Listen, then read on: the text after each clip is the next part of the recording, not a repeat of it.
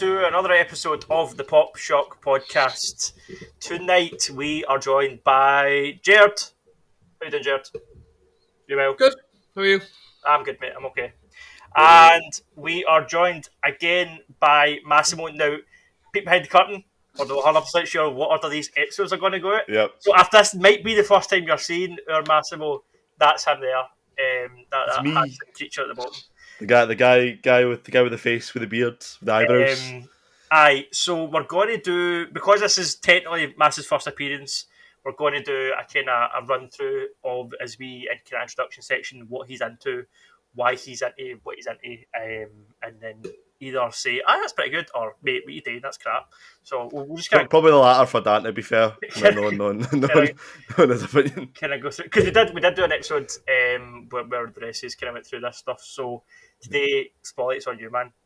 So fantastic. To get the ball rolling, Mass. It's not a hard question or anything. What's your favourite film of all time? Just of all the films I've ever seen. Sorry. Your favourite film that's not a superhero film, because we're going to do that in a sec. Narrows that a wee bit down. Okay, so for me personally, my favourite film of all time. Well, I don't know. It's a weird one because I feel like the film itself it works as an individual thing, but it is part of a series. And it's Back to the Future. That is my favourite film of all time. I adore that film. I adore fucking Michael J. Fox. I adore Christopher Lloyd in that film. I even enjoy the weirdo that is Crispin Glover. Because, when he does that weird broom sweeping thing where he's not actually sweeping anything, it's phenomenal. Because he's that method into that character of George McFly. No, I absolutely adore Back to the Future. It's a comfort film for me. Like, I've seen it. I think I watched it the first time when I was like 5-6 years old. And whenever I was sick, when I was younger, I used to watch that film. Mind you, I can't recite it line by line, but I do absolutely adore that film. And I am actually a fan of number 2 as well, which people aren't the biggest fan. I also really like number 3. There's redeeming features of both those films. I would have said that more people like the second one's kind of considered one of the greatest sequels of all time, which I don't agree with. That's the thing, is that I think people overhype it. Like, I do like number 2, and I do like the alternate timeline stuff, and it's really, really interesting. I'm a weirdo, man. My favourite's 3. I love the cowboy set in the 3. Like, not enough films do Western time travel stuff. The same way that I love Return of the Jedi, I love Back to the Future 3. But that first film, and you're not going to get any arguments from me. Yeah. Man, I love it. You can watch it. I can watch it every day. For me, like from the kind of classics for that era, right, like Jurassic Park and Indiana Jones, and these kind of films that we all grew up with, Back to the Future is the one that holds up the best for me personally. When I go back and watch them now, like if you were asking me what do I put on the right out of like Jurassic Park, Indiana Jones, even Star Wars, Back to the Future, I'd probably swing for Back to the Future. I think it's just such a wholesome story, right? And like you don't need any context, and it doesn't set up this. It does set up its own trilogy, but it's unlike Star Wars and Indiana Jones. It doesn't require, Indiana Jones is great. I love it to bits. However, Indy doesn't actually need to be there for that first film. Yeah. 2 and 3, on the other hand, entirely reasonable for me to be there. But no, Last Crusade is one of my favourite films. Well, but yeah.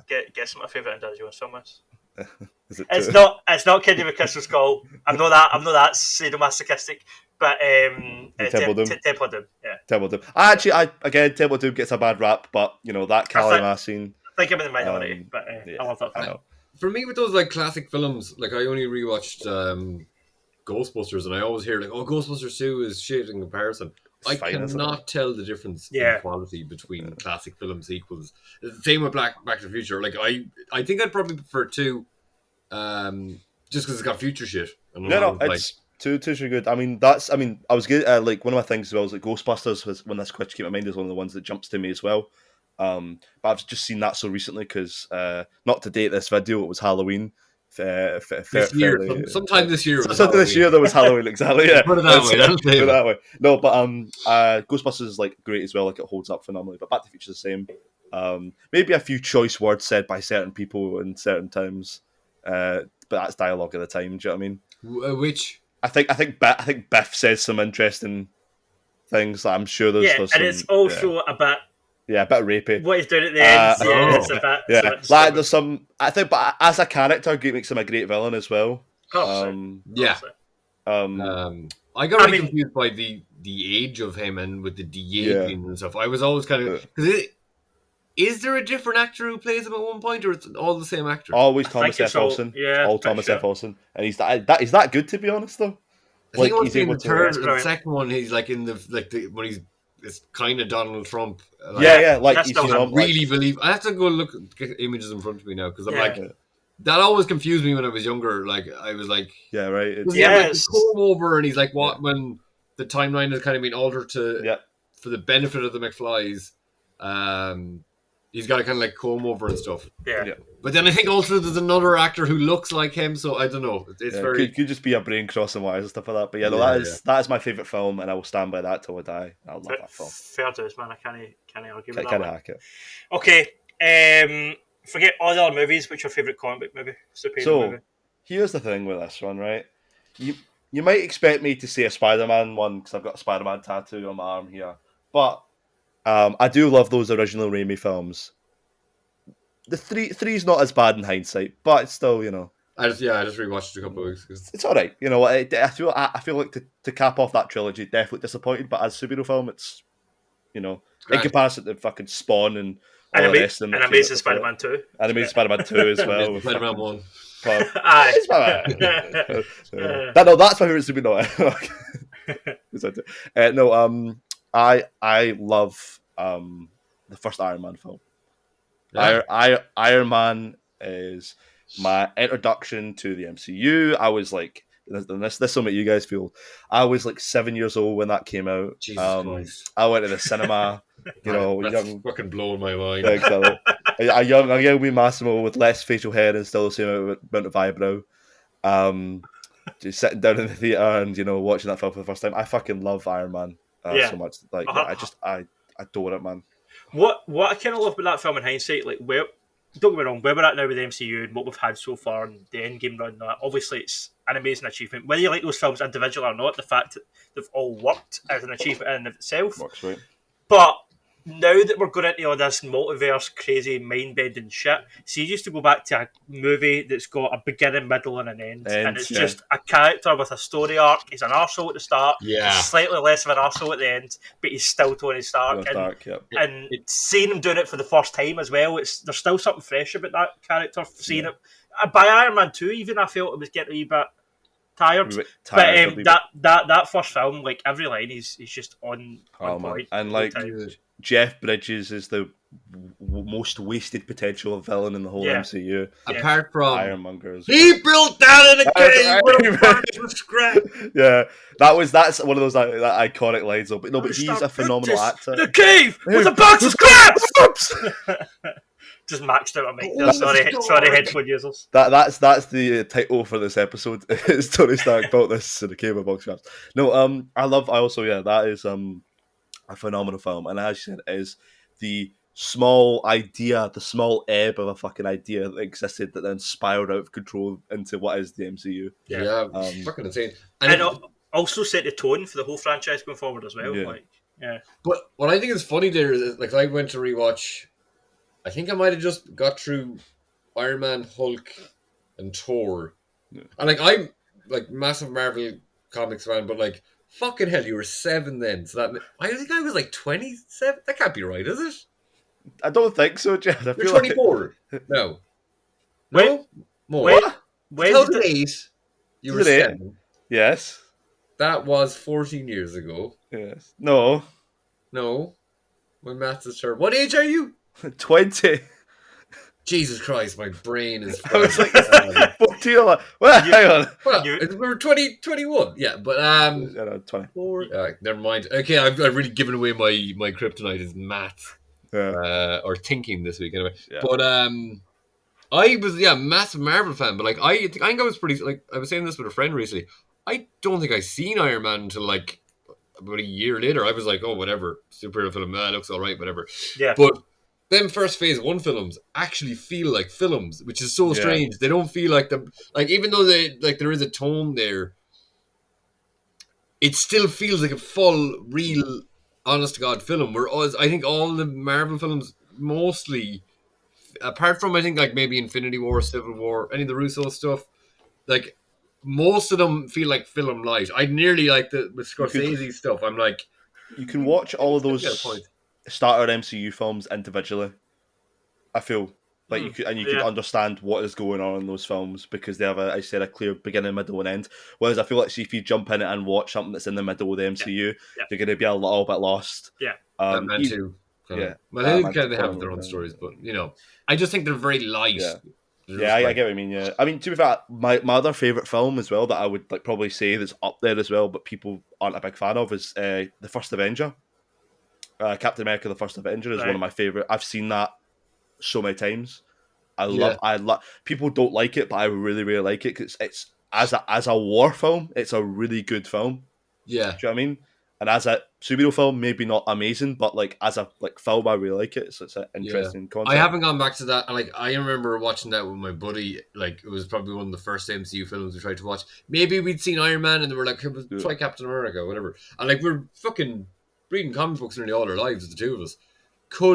We just talked the whole way through it. We couldn't say like this is fucking shit. Really? Whatever. It felt very, I don't know. I really have to go back and revisit that. Whenever I rewatch it, I always forget how great Tommy Lee Jones is in that movie. Yeah. He steals every scene he's in. Yeah. He's phenomenal in that film. Dominic Cooper as Howard Stark is really good as well. Like I think I really like him. Like, he's great. And Haley Atwell, Agent Carter, Bucky Barnes, the whole Howling Commandos. Do you know what I mean? Like, that team are fucking great. Like, I probably the weakest part of that film is Steve. Yeah. In some aspects, you know what I mean, fucking Stanley Tucci is Erskine. Yep. A phenomenal performance as well. Like I honestly like, although I say weakest part of the film, I still really like him anyway. Like in that, but it's just good. It's like it's a wholesome film. It's a war film. It feels like as a beginning, middle, and end. If you don't watch that post-credit scene, there isn't that 5 minutes tacked on at the end where he finds himself in a shield facility. You could probably watch that film separately. Yeah, that's a story about a war hero and all that stuff. It's cool. Okay. I mean, the answer's clearly Winter Soldier, but that's okay. Of course. So, talk about comics. Mass, what's your favourite comic book or graphic novel? So, and again, this might have been said by other people, and it's one of those things that it means a lot. Is All-Star Superman is my favourite of all time, probably. I'm a big defender of Superman because people who say Superman is boring just don't understand haven't read the right comics about Superman and don't understand that he can be written in an interesting way. Mm-hmm. Like the character of Superman is not inherently boring. It's what some writers choose to do with that character by making him an invincible sun god. Sure. But I adore Grant Morrison's All-Star Superman, and it's one of those things where it's like what happens when the strongest man alive is dying, and it's like he's basically got cancer. That's what it is. He's got cancer. Spoilers if you haven't read that book. It's phenomenal and happens within the first few pages, so you're fine. But like just the portrayals of a lot of the villains, a lot of the elements that I feel like got carried over into other adaptations of that character. Yeah. The whole, isn't it? Yes. The art's phenomenal. Yeah, I read it years ago, but didn't stick with me. The thing as well that it kind of pioneered, see the idea of Lex Luthor being a bit pathetic. Like up until then, well, yes, Gene Hackman was a wee bit pathetic in certain elements of those films, but up until then, Lex Luthor was a really kind of powerful character. Whereas in this one, it shows that no, he's insane. Like he's got a screwless. He's jealous, and he's just this jealousy like burns in him constantly. Lex Luthor was one of my favorite jokes. I think it's him anyway, and it's the subsonic frequencies of the book Moby Dick are basically so boring that it can bore a hole through the earth. And I fucking love it. That's one of my favourites. But a lot of the stuff about the character and also the dichotomy between Clark Kent and Superman in that book as well is really good. Even the way it quickly draws them separately. And they added some annotated editions as well. The stuff about that is phenomenal. But I really like that. And also, has a really interesting side story about Jimmy Olsen as well, which I actually really like, even though people kind of don't like that character. Yeah. He's also got a really good bit in that. It's just an interesting book, and the stuff with Bizarro as well, and also the phenomenally kind of written and drawn sequence about Jonathan Kent having a heart attack. Yeah. And him flying to go try and save him, and he can't fly fast enough is spectacular. Yeah. Really well done. Really captures the essence of what's going through his head at the time, and it's one of the best retellings of that sequence. Yeah, 100%. Is that just so like? If you said to me All-Star Superman before all the stuff you went through there, I would have just thought, oh, that's just where he has to do the Trials of Hercules stuff. Is that like really early in it? Or That's like in the middle of it, because that's when Samson and Hercules show up. Yeah. And I think that's all I remembered of it, like yeah. really honestly. And then his power was changing. Yeah. I feel like, see, if you read it out of context, like, did you pick up single issues at the time, or were you just reading through the book or whatever? No, I think my friend had it and I read it. I don't know if I read the whole thing, or maybe I only got to the Trial of Hercules stuff. But that's the only thing that stuck with me, really. And I was aware that his power was. When you say that he essentially had cancer, is that like his power was just multiplying or something? What happens in the book is that he flies into the sun to save some astronauts who are scooping up the sun to use as an energy source. So classic comic bullshit. And Lex Luthor sends like this weird abomination on board. Like, they establish early on that Lex Luthor is a fucking villain, by the way. Like, they don't do this thing where it's, oh, he's a politician billionaire. No, he is a bad guy who would do anything to kill Superman. Even if that means endangering the lives of a scientific team on a mission. But yeah, he basically flies so close to the sun that his cells start basically overexposed to solar radiation. So because of the radiation, that his cells start to burst and explode. And that's the best way to describe it, is basically he has a form of cancer, basically. Cancer, but it's not even cancer that's killing him. It's making him more and more powerful, but he doesn't know how his body's going to affect it. By the end of the book they explain it and stuff like that. But it's like he becomes at one point so powerful that kryptonite doesn't harm him.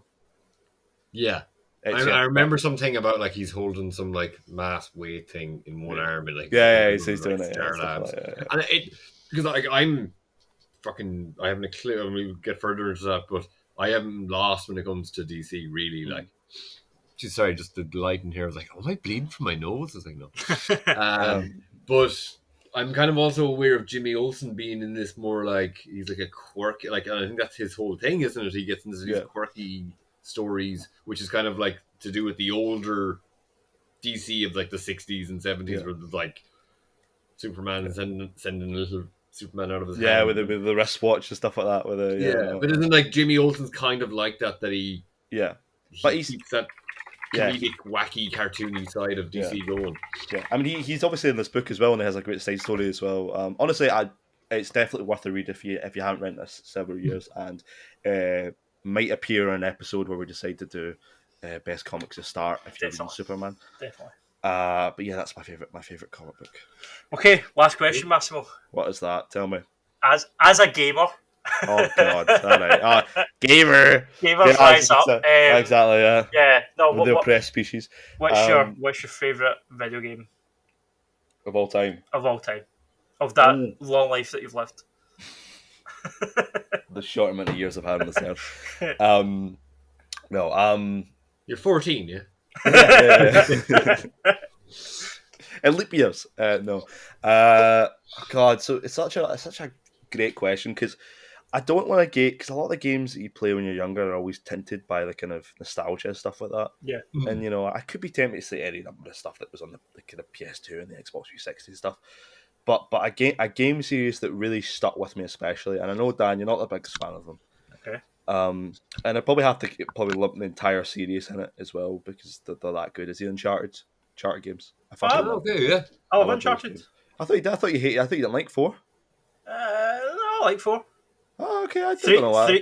3's overrated. 3's overrated. 3's definitely overrated. Has an amazing set piece in the plane in that, but Uncharted 2 is what top 3, my top 3 of all time. Like Uncharted 2 is a masterpiece. I think because it's so recent, 4 is one of my favorite games. Because I think what your favorite game is keeps changing, in my opinion. So at the moment, Uncharted 4 is my not for you. Metal Gear. Right, fair enough. Yeah, I mean those games have a lot of replayability, but I definitely say as a franchise, I'd have to probably lump them in together because of one connected story. Uncharted is phenomenal. Yeah, 4 solid. Yeah, I don't know where I pulled that from. 4's probably my second favourite after 2. Yeah, it's definitely it goes 2's, yeah. 2. No, it goes 2, then 4, then 3, 1 are kind of interchangeable for me. Yeah, because one is so old that you give it leeway for some stuff, but 3 feels like a wee bit overrated. Like has some phenomenal set pieces. Yeah. But relies too much on those set pieces throughout the game. Yeah. And I never liked the flashback stuff, personally. That's okay. But, we're going to love the new film. Aye, I'm sure I will. But yeah, that's so. I probably have to lump it as a series. It's my favorite game series of all time, and I could definitely replay through those. Nathan, we gotta go and get the treasure. Nathan, oh, I'm sorry, but I don't have a mustache. Like, what? Why? Who? No, stop, Sony. No, bad. Fucking Mark Wahlberg, man. No, not as Drake or Sully. I thought you would go for more of a Christopher Walken. I'll be entirely honest with you. That'd be. Nathan, come on, get the treasure. Shove a treasure up your ass. The same voice, just a slightly higher and black. But I definitely think who knows how that film's going to go. But yeah, Uncharted is my favorite game series of all time. And I think our choices were more classics, weren't they? We did pick the nostalgia games. Yes, I don't know. The way that I picked mine was what what you're into nowadays. What inspired that? Yeah. Do you know what I mean? That was kind of how I looked at it. Like when I play games now, I compare everything to the first Metal Gear Solid because, in my opinion, that's the gold standard. Yeah. And the same with movies. I mean, if I watch a gangster film that's not as good as Goodfellas, do you know what I mean? That's what it's up against. So that's kind of how I looked at it. That's a good point. I didn't even think of that. Well, that's the thing though. Like, I understand that as well from a point of view, like creatively. But for me, it's like whatever game I've like enjoyed the most becomes my favorite game. If that makes sense. Yeah. Like, Like I think like if I was looking at a favorite game series, Uncharted, but a favorite singular game experience was the Spider-Man game for me. That was PS4. The PS4. That singular distilled experience of adaptation is phenomenal, and again, not even an original IP. Do you know what I mean? So it's like it's nearly the best film, like almost at that level. Yeah, it's up there, and just it is insane how enjoyable it is, even when they give a little bit of homage to like the fucking older ones. Yeah, just amazing Spider-Man films. I'm like, yes, I love that game. Oh my god, respect! I don't care what it is. Respect the history. Just acknowledge and it. I'm so down with that. And it respects everything. Like, it has the fucking train, the web whipping bit. Yeah. Like, it just... that shit gets me going. I love that game, right? I platinumed that game. It's one of the best PS4 games, but let's just not forget the Mary Jane sections. Let's just not blow too much smoke up that game's ass. Or let's. Let's, It's a solid 8 out of 10. Those sections for me, it's not a perfect game because of that. Yeah. But the Spider-Man stuff is phenomenal. I'll say that. I don't know why I never thought of it, but someone was like, why couldn't you just play as Black Cat? Yeah. I was like, fuck yeah. I'm in limbo now where I don't own a PS4. My previous housemate had a PlayStation, so I could play Spider-Man PS4. So I don't own a PS4, but I don't want to buy a second-hand one because I'm going to buy a PS5. Yeah. And I don't know when the fuck that is, so I just can't play that game for like probably half a year. Yeah. Well, it was announced the other day that they're actually cutting production again on PS5s, which is brilliant news. Brilliant. Phenomenal. Keep going. Yeah, I think I might have to buy a PS4 just to play that game for like a week. Exactly. Yeah. But yeah, no, that's probably it. So those are my kind of two big picks, big swings. Fair enough. Yes.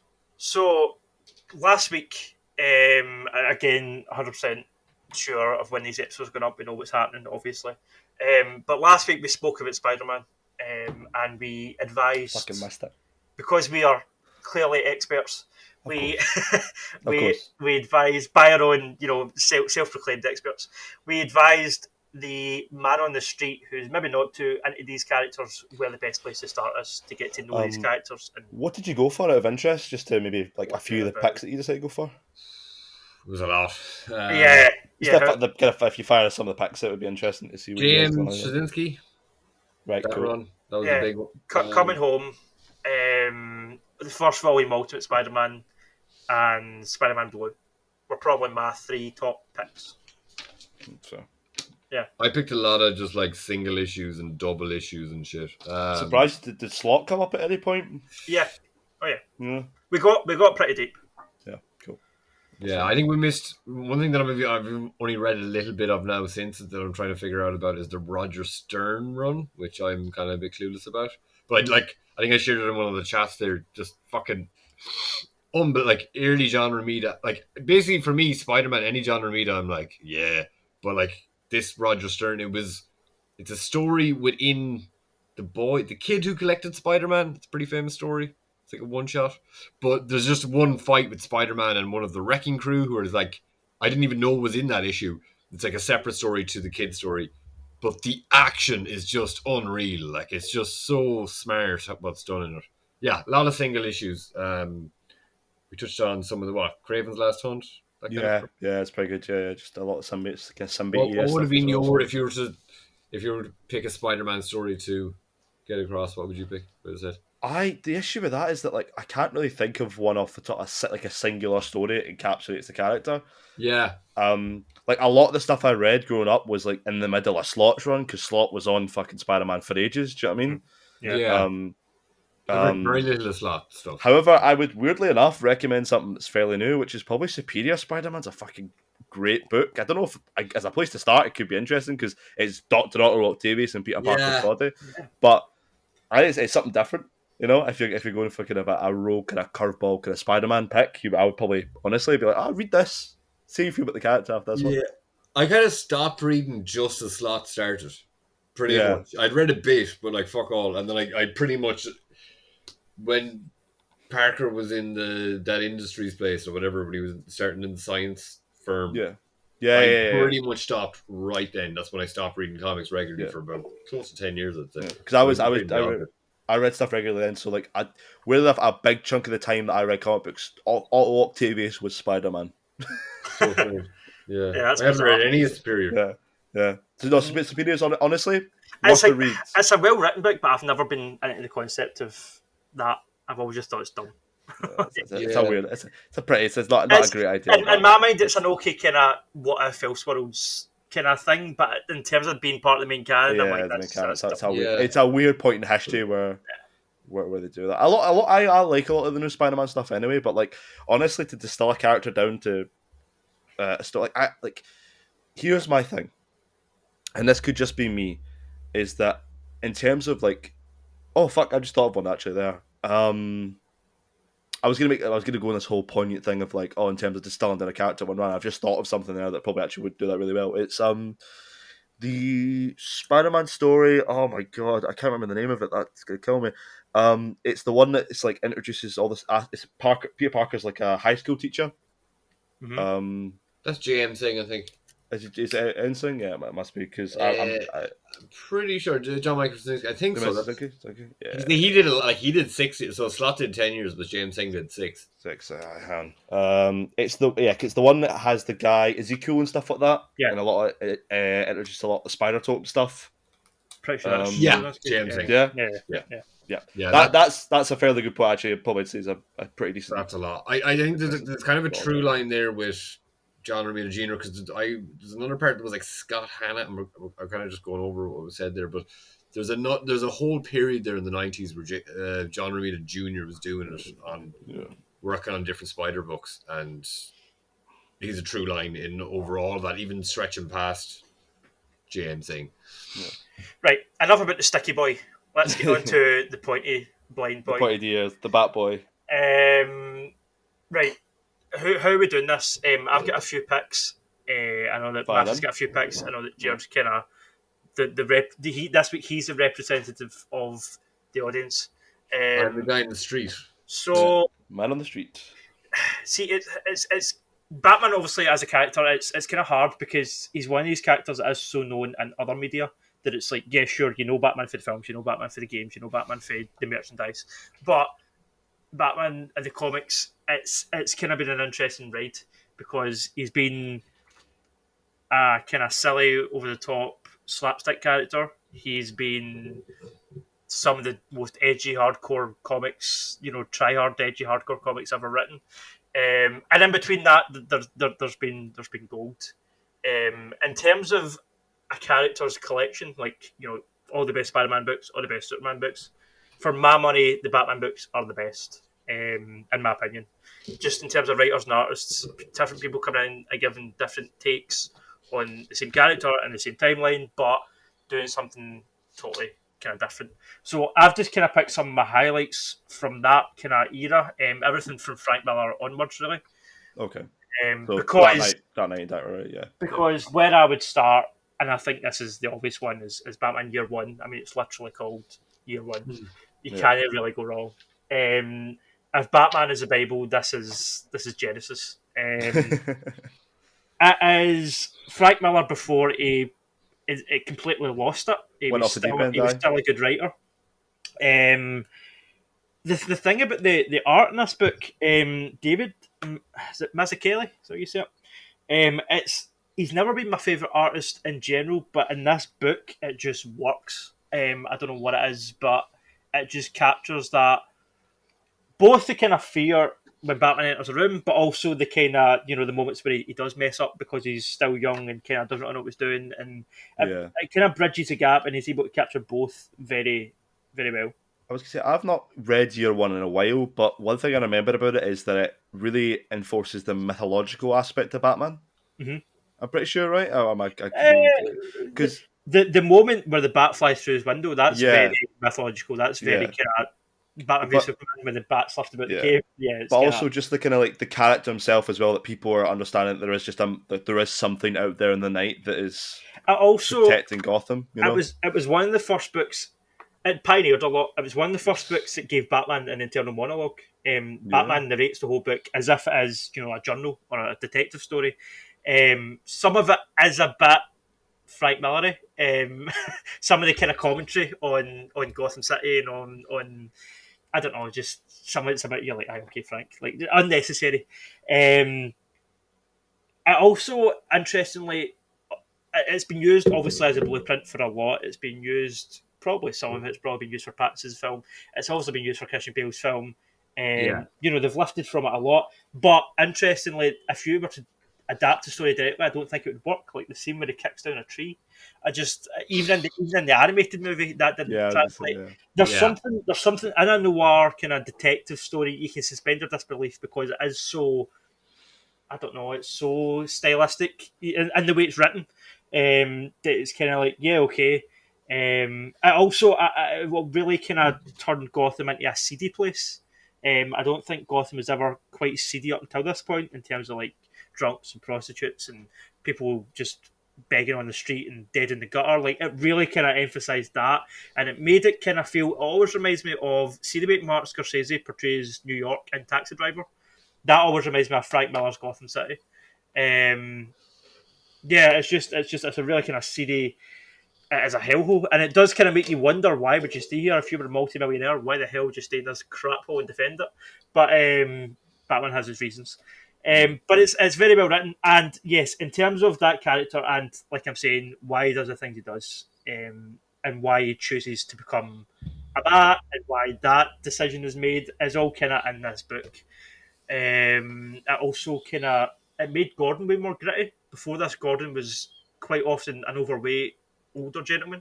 This made Gordon more of a force to be reckoned with. I always thought that though, because I'm pretty sure they de-age him at one point, don't they? Make him like not just in general in context of the Batman books, the Batman mythos. I don't know if did it come from this book. Did it come from where they make him that kind of ginger guy with a big mustache and all that, and kind of. I'm not quite as much of an expert as Jerd was on Superman last week, but I'm pretty sure, I'm not 100% sure, but I'm pretty sure this was one of the first times that he was portrayed as a young, thin, enthusiastic detective instead of an old, bloated guy at the end of his career. Do you know what I mean? He's more Gordon, is it? Yeah. I mean, in this book, he's basically the only clean cop in Gotham City.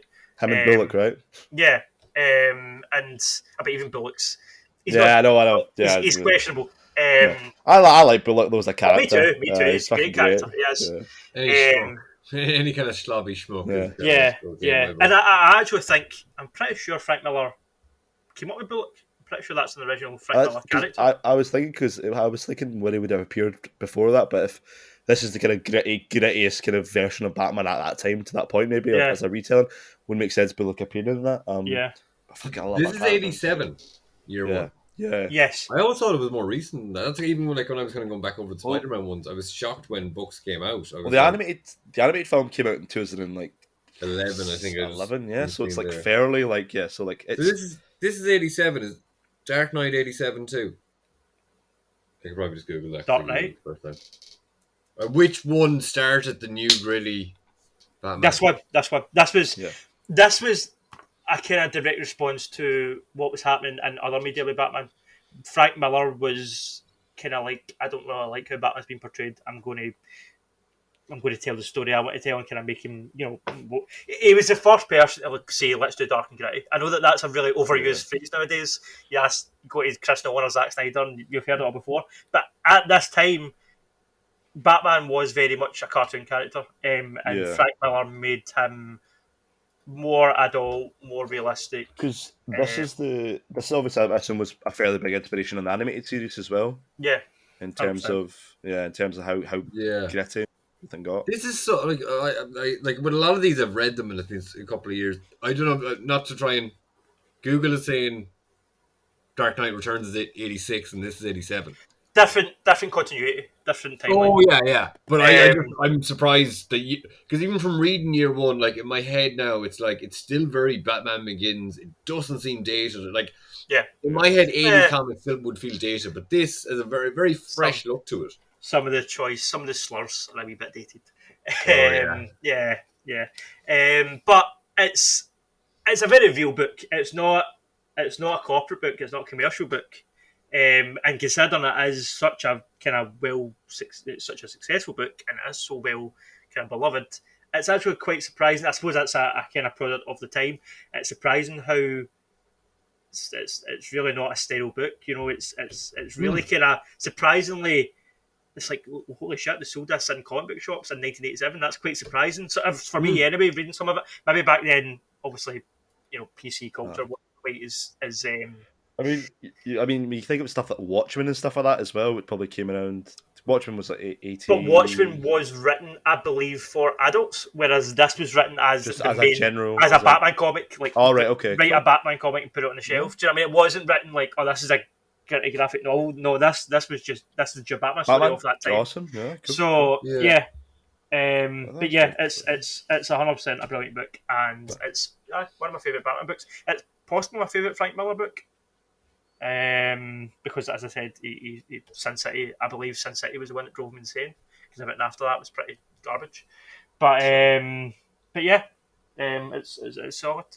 This may be a dumb question because from one of the things I found with going over Spider-Man, I don't think of a lot of Spider-Man as graphic novels, but I'd see Batman as a lot of that's standalone. I was going to say that earlier on where we were talking about it, because that's why I struggled so much to think of a particular distilled essence, because you can think of a lot of books where Batman is distilled down to the main parts of his character, whereas for Spider-Man it's a lot of 30, 40 issue runs or whatever. Yeah, just little bits here and there. Yeah. Well, I guess my question is, since Massimo's 7? I keep getting younger every time you mention it. You're an embryo by then. Yeah, exactly. Benjamin Button, man, Jesus. And I'm the oldest here, but with the graphic novels, say even not to jump ahead, but say we'll stick with this year one. Uh-huh. This was. Do you think this was released as single issues and then it was collected? Yes, or do you think do any of the DC graphic novels, are they ever released just as one bang, this story, no single issue? Yes. You get one shots. You get the Batman Damned that came out recently. That was released as so it does happen, but no, this was released as single issues. I think the way DC tend to work it, or at least in this era, it's limited series, right? Yes. They sign a writer and an artist. They sign a team for, they say, go and write 5 issues, go and write 8 issues, go and write. Because that was, that's kind of how it worked. And then the next artist and writer comes in, and it's like, right, okay, continue the story, but you don't have to obviously stick to 100% what's came before, and the way that Spider-Man does as much, because Spider-Man makes sure it's more of the one thing. Yeah. What was that recent one that came out that had is it Jim Lee writing for was it Batman Summer? Am I right saying that? It's the one that's set in the far future for Batman. The world's went to shit. Not Batman Damned, is it? My brain. I read it really recently. It was a great book. Damned is the one where Lee Bermejo drew it and Brian Azzarello wrote it. No, it's Greg Capullo. The one with he's holding the lantern. Last Night on Earth. Last Night on Earth is fucking sorry. Did he be a knight? No. In the future. But does he have like knight's armor? It's like he's got like a weird kind of like Mad Max style kind of. Last Night on Earth was their kind of magnum opus to their series, wasn't it? It was the yes. But again, different timeline. That's the New 52. Yeah, that's a different. I do have some New 52 books here, but yeah, we'll get that. I just thought of that for some reason when you were talking about limited series stuff. Like Last Night on Earth was like a really good example of a recent limited series that was really good and collected. That is why I mentioned earlier that Batman's my favourite kind of, maybe not my favourite character necessarily, but my favourite kind of way to read a character is because of the fact that it is all these individual trades, and there is a chronological order to them that people have kind of thrown together online, but it's not like issue 600. Do you know what I mean? It's not as straightforward as that. There's events that get told early in his career, late in his career. It depends where the writer and the artist want to go. So this is what I was going to say as well, is that because there was at one point where Jim Gordon was Batman for a bit. You're 52. You're 52. You're not counting it.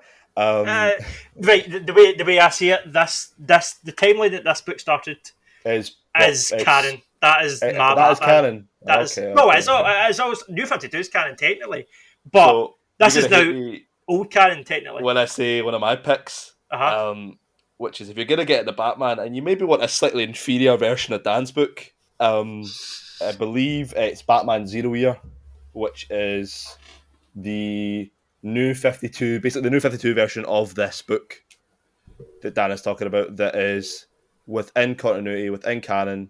Oh, there you are. On the left. I also thought it was like an Elseworlds thing on the left. No. Zero Year is New 52. New 52, but it was in the middle of the New 52 run. It was after. It was after. Right, so they released. I was going to get to New 52, but we'll do it just now. Fuck it. So they released. They kicked off. So the main timeline finished. Right, it fizzled out. They decided we're rebooting these characters. We're keeping some stories canon, but some not. They've done a bit of a Star Wars now. They did be Legends. Yeah, Flashpoint was kind of the way they ended it. But I like Flashpoint. I love this. I love this book, by the way. It's great. It's not the book itself is great. It's more the decisions that DC made. Was it supposed to be with their universe? But yes, so there was an interview recently actually that was pretty juicy with Scott Snyder. So Scott Snyder got brought on right at the end of the main Batman, what I consider to be the main Batman run, right, the year one run. Towards the end of that, Batman was dead. Grant Morrison had killed Batman in Final Crisis. That's one of my next ones. When you finish talking about this, I'm going to tell you my kind of. Batman wasn't really dead because he got shot with a bullet, sent him back in time. So he was in another dimension, kind of trying to get back to Gotham. That's the whole. That's just. I read a bit of that. Yeah. It's one of my favorite Grant Morrison stories with Batman: Pirate Batman, Caveman Batman, Cowboy Batman. It's great. That version. Grant Morrison is a genius, and that run is great if you read all of it. But you need to read all of it, and. You'd also need to just go with them. Go with them. Sorry, you just need to go with them. Like you can't be like, right, this is dumb. You just need just trust Grant Morrison and just read that kind of whole series. And by the end of it, you'll be like, that was nuts, but I enjoyed it. What a ride! That run really felt like a writer taking you on a ride. That was before we talk about the New 52. One of my choices was going to be the Batman Incorporated, Batman and Robin. Mm-hmm. And that run from Morrison where they have obviously that's where I was going. So yes, Batman, Bruce Wayne was killed. Well, right? He was in the picture. Dick Grayson got brought in, and then that was still the Grant Morrison era. And after, just at the tail end of that, Scott Snyder was a kind of young up and coming writer, and he got brought in to do a book called Black Mirror. If you've not read Black Mirror, Dick Grayson as Batman. Yes, that is the pinnacle of Dick Grayson as Batman, in my opinion. That book's phenomenal. And Jock, the Scottish artist, is the artist, and that famous image with Joker where he's got the bat symbols for eyes and the bats all floating behind the image. That's Jock. That's the cover. Well, that's the bat cover, I think. That was when Scott Snyder got brought in, right? Scott Snyder gave an interview recently where he said he did not realise that he was going to be the man that was going to be basically rebooting the Batman universe. Wow. They brought him in. he did that one book. It did well. Black Mirror did well. He wrote in some other books, I think, around that time, around the Flashpoint era. And then it was like, right, we're rebooting Batman. And he was like, what? And it was like, yeah, you signed a contract, so good luck, mate. Batman issue 1, on you go. He was like, what? Sorry? Exactly, yeah. And then when he kind of, there was a bit of headbutting. I think it was, even though that responsibility got put on him, it was also the attitude of, oh, you're a young artist, so everything you want to do will go through us. So there was a bit of stifling, and yeah, I mean, obviously Scott Snyder is older and wiser and more successful now, and he just came out and said this more recently. But it's fascinating to now read these books and know that it is fascinating. And realise this was a man working by the seat of his pants trying to reboot a fucking series. So it's like, also, to me, it makes these books better because it's like, holy shit, I already love the Court Royal story and stuff. But see to know that he did it with them breathing down his neck as a young guy, not really knowing what he's doing, it makes it even more impressive in my opinion. So that's probably what, because my big exposure to comics, because I definitely read a bunch of New 52 stuff, but that New 52 run, starting with Court of Owls and then introducing all these elements, and like Batman Zero Year are two amazing starting points for books. So he wrote, the order they came out was Court of Owls and City of Owls. Yep, and then flicked back to the well, and then there was Batman and Robin story and shit that I've also got, but after that they did 0 Year, which is the actual that's what I meant. It's beginning it's of like, New 52. Yeah, it's like in the middle of. Like I always think of it as in the middle because it's about 20-30 issues where it just is like the single issues were tagged with zero, because I think I've got some of them were just tagged as 0 Year. So it stopped the main continuity. They stopped that continuity of Batman Court of Owls or City of Owls, and then just immediately back to his origins, which is a really interesting idea. And obviously you could technically read 0 Year first and then move on to Court of Owls. It's a lot more interesting to read as like a continuous, as ordered was comic. I just want to do a wee disclaimer. I would recommend, though, I agree with what you're saying. These books are great. Scott Snyder's run's great. New 52, this hero of it especially, phenomenal. I would read the other ones we're going to suggest first. I would read the kind of what I consider to be the main canon Batman line, and then read the New 52 as somewhat of Swirl's alternate timeline. Yeah. That's how I find it works for me personally. Each to their own, but that's how I look at it. Can I just jump here? Just like say, I'm kind of aware of it myself, but I think just for say in comparison to Marvel works as it's a one concrete extended timeline. It's a rolling timeline. One block.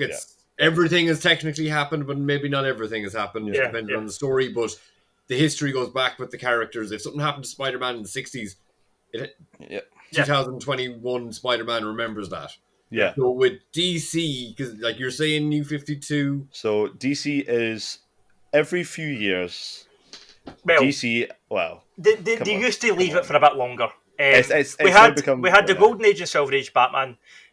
That's your kind of classic, like the 30s. Yeah, it's from basically even earlier. Yeah, sure. The 30s. What to the 80s? Yeah, because that's late 70s, 80s, around about then. Because that's when you had Crisis on Infinite Earths, which is DC think based. That was a wee bit later, was it not? No, it was. Sorry, you're right. Sorry, it was. You're right. Because Crisis happened.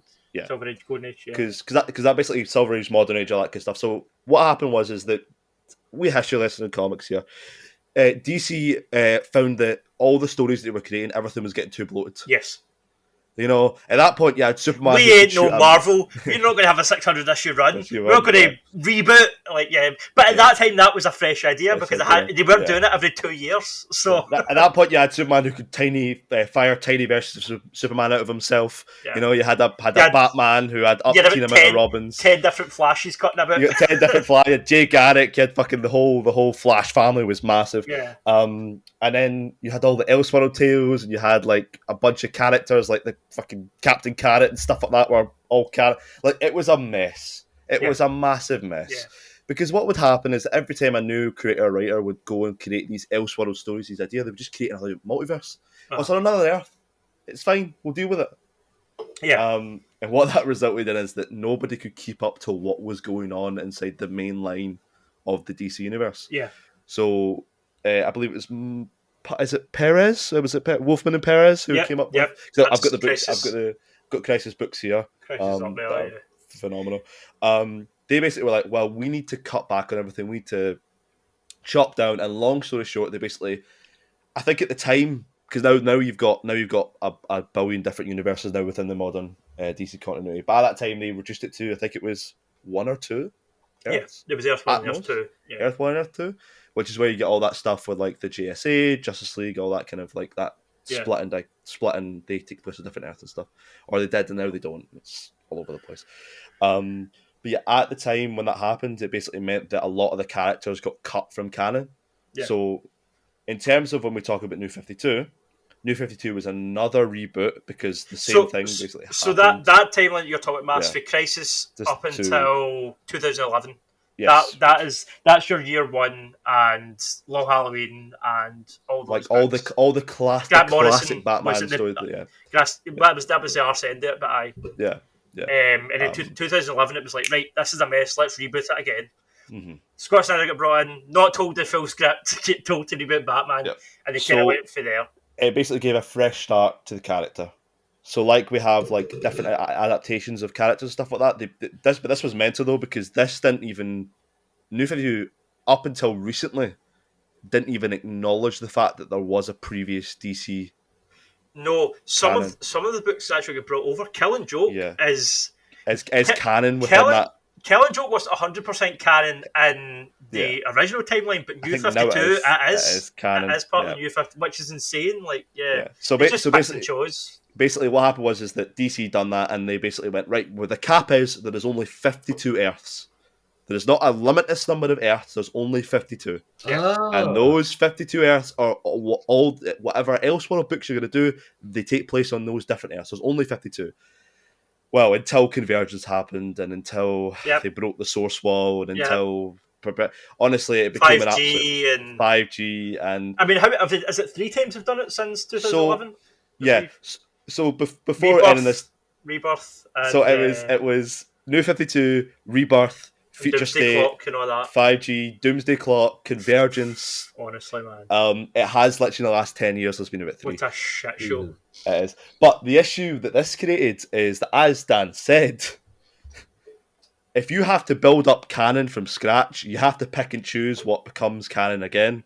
Yes. And that's how you end up having stuff like the Killing Joke becoming part of the mainline continuity. Yes. However, the current version of Superman that's in the DC universe is actually a combination of the pre-New 52 Superman and the New 52 Superman.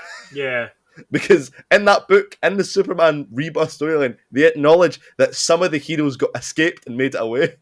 You will notice that I will not be recommending any books after the New 52 today. Yes. I even struggled to even be like, should I do New? Okay, I suppose I better do New 52 because Scott Snyder's run is the good. Start of the New 52 is fine, and then when Jim Gordon becomes Batman, fucking. Do you know what? It's an okay Elseworld story. That's how I look at New 52 anyway. Yeah. It's like, who cares? So, I guess also the start of Rebirth's pretty good as well, which is what he's got the really long name. I've read the first James Tynion, the third or fourth or whatever it was. I've only read the first Batman book of that. Is it I Am Gotham or something it's called? The Gotham and Gotham Ghetto. Yeah, I've read that. Yeah. I've read some of the Joker run as well that he did. Yeah, honestly, some solid books in there, but it's mired down by the shit. New Batman comics, I would say, give them a go. You probably might not like all of it, but enjoy some of it. I personally don't feel like the current era Batman is going to yield as many classic books as what we're talking about tonight. I think the most kind of classic Batman stories that will last through our lifetimes anyway are from that run from the 80s to 2011. Then the New 52 is, as I said, as we keep kind of going back to it, it's good at the start, loses its way a wee bit. But yes, if you're a new Batman reader, I would go with that era first. I would go with kind of the modern age Batman from 1982 to 2011. So after that rant, just avoid New 52. Yeah, I feel like, as a disclaimer, if you don't know comic books, like, that's something that should get out of the way when we use different terminology and stuff. Like, New 52 is its own separate thing. And I think the whole reason we're doing this episode is because it is hard to get into these characters. And I think that we just had illustrates that. I mean, Yeah, you know, honestly, yeah, that is what puts people off. It's because it's this convoluted bullshit, especially modern Batman comics, which again is why I'm saying go back to the 90s and the 2000s. That is easier to follow and, in my opinion, better stories. And then if you want afterwards, sure, pick up Jim Tynion's runs, pick up Tom Taylor's stuff. You know, go into the modern stuff after that. But I would start with this personally. I definitely agree with that. Is that you kind of stick to anything before 2011, apart from maybe the start of New 52 as a really good jumping off point, because they still do keep a lot of that in the modern continuity of Batman, because a lot of it is influenced by the older books. But I wouldn't say it's as simple. You can't just say, right, well, I read year one, I want to read Zero Year. I would say you kind of have to read year one before you read. Yeah, like I wouldn't say it's an either or thing. Also, Batman Earth one, I don't have it with me, but that's Earth one's fantastic. That's that's a kind of modern, that's a kind of updated version of, because when you said that Zero Year's an updated version of this, I thought you were going to say. I mean, as I said, they do it. Yeah, Earth one's actually really good. That's actually probably a better example. But again, that is Elseworlds. So if you want to go with canon, go with year one. Yeah, exactly. Year ones. So this next book, I wouldn't say is essential. This is following year one, right? The New 52 stuff we'll round back to that later on. So yes, year one. Start with that. Your next book is the first introduction of the Joker. It's not the most kind of known or iconic book. It's called The Man Who Laughs. The most iconic Joker book from this era is also The Killing Joke, but we'll get there. This is the first appearance of the Joker. This is very much what year one borrowed from. I actually think it came out around that time. It's an Ed Brubaker book. It was mid-2000s anyway. But yeah, see the scene in year one at the end where he finds the card, the Joker card that he leaves for him, and then this story kind of starts that same way, and Joker is attempting to poison the water supply in Gotham. And this is the first time that Batman kind of realizes, shit, there's some actual psychopaths I'm going to have to deal with. It's not just gangsters and criminals. There's some actual serial killer nut jobs that I'm going to need to put up with. That is kind of Batman's first time he comes up against that in this book. And that's why, although it's maybe not I wouldn't say it's one of the best Batman books, it's important for that. You know, it introduces that element into Gotham. It introduces the kind of more batshit stuff into the story. It takes things up a notch. It takes the stakes up a notch, and it's Ed Brubaker, so it's as well written. So that's 2000s, that is. Yes, this came out around similar time to Batman Begins. Jim Lee cover? No, I think it's Doug. Is it Doug? I don't want to say Mankey, but I think his name's Mankey. Doug Mankey. The art's great. The art is great, and yes, it just goes into how mental the Joker is and how he'll go to any lengths to mess up Batman's day, and it's just kind of an introduction of that kind of aspect of those characters and that kind of conflict. And would that actually be? Would it actually be in, like? I guess there's fucking more than 10 years between that and year one. Oh, 20 odd years between them. Does it feel like? So I think something I kind of came across, because like when I've been reintroducing myself to comics, and I said this in the Spider-Man episode, where I kind of just see it as you're jumping in, you're taking moments. Something might be a little bit different here, but you can kind of make your own headcanon with all these stories. Well, Batman's a bit more streamlined than that. Again, that's why I like Batman. It is more. I mean, I've got my books ordered because I'm a heavy sad act. I've got them ordered in chronological order, with year one at the start and Grant Morrison's run at the end of my bookshelf, and it kind of goes in, you know, roughly each year of the character. So okay. Yeah, it can be ordered that way. This book, I don't know, right? This is me just bullshit, and this is just conjecture. But I think they got to 2004, 5, whatever. I should really look up when this came out, but round about then. And I think they kind of realised, oh shit, we've not actually told how the Joker came to Gotham. Yeah. Like, we've not actually done that yet. Like, this new movie's coming out by Chris Nolan, and let's go back and tell, you know, the first time Batman met Joker. I think that is generally I don't know, but I'm guessing that's kind of how they kind of came up with the concept for this book, because as you're saying, Jerd, there was such a long time between year one and Man Who Laughs. But yeah, I think it was just the realisation. It was like, oh, we've not actually kind of delved into that yet. Let's go back and tell that story. So it's kind of a period Batman book. It is kind of set in, I would say, the 80s or 90s. It's not set in, the mid 2000s. Yeah. So yeah, it's an interesting read.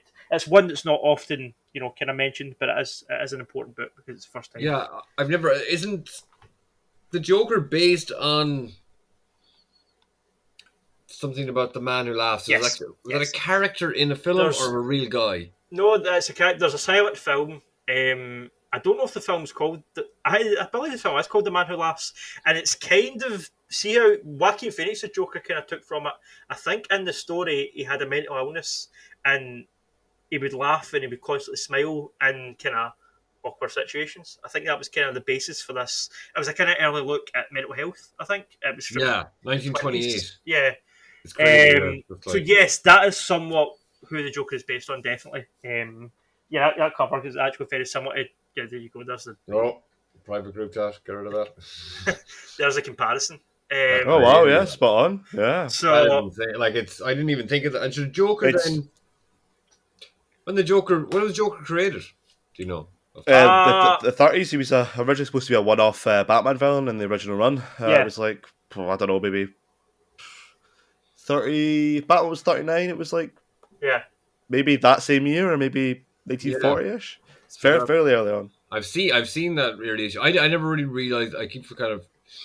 That early Joker image is like a spit image of that, by the way, because obviously that one there's based off of the original one. Yeah, it's mental. You would just think, this is the Joker, like. Yeah. But especially it's black and white, so you can't really tell what colour his hair actually is. But back then the Joker was also way more of a kind of jester. He would squirt water in your face, and he would put down bananas for you to slip on you. He was way more slapstick and less kind of seriously psychotic. Yeah. Again, that was kind of this era that made him more like that. Because if you watch, what was the name of the actor that played him in Adam West Batman? Oh, the guy who shaved his mustache off? The mustache, yeah. Yeah. Cesar Romero. Cesar Romero, there you go. That's probably my introduction to Batman, to be fair. Yeah, Adam West it is, yeah. So that era was also kind of more jokey. So the books we're talking about here, I would say Frank Miller's Year One especially is a kind of direct response to that. Yeah. It was kind of, this is what these characters can be.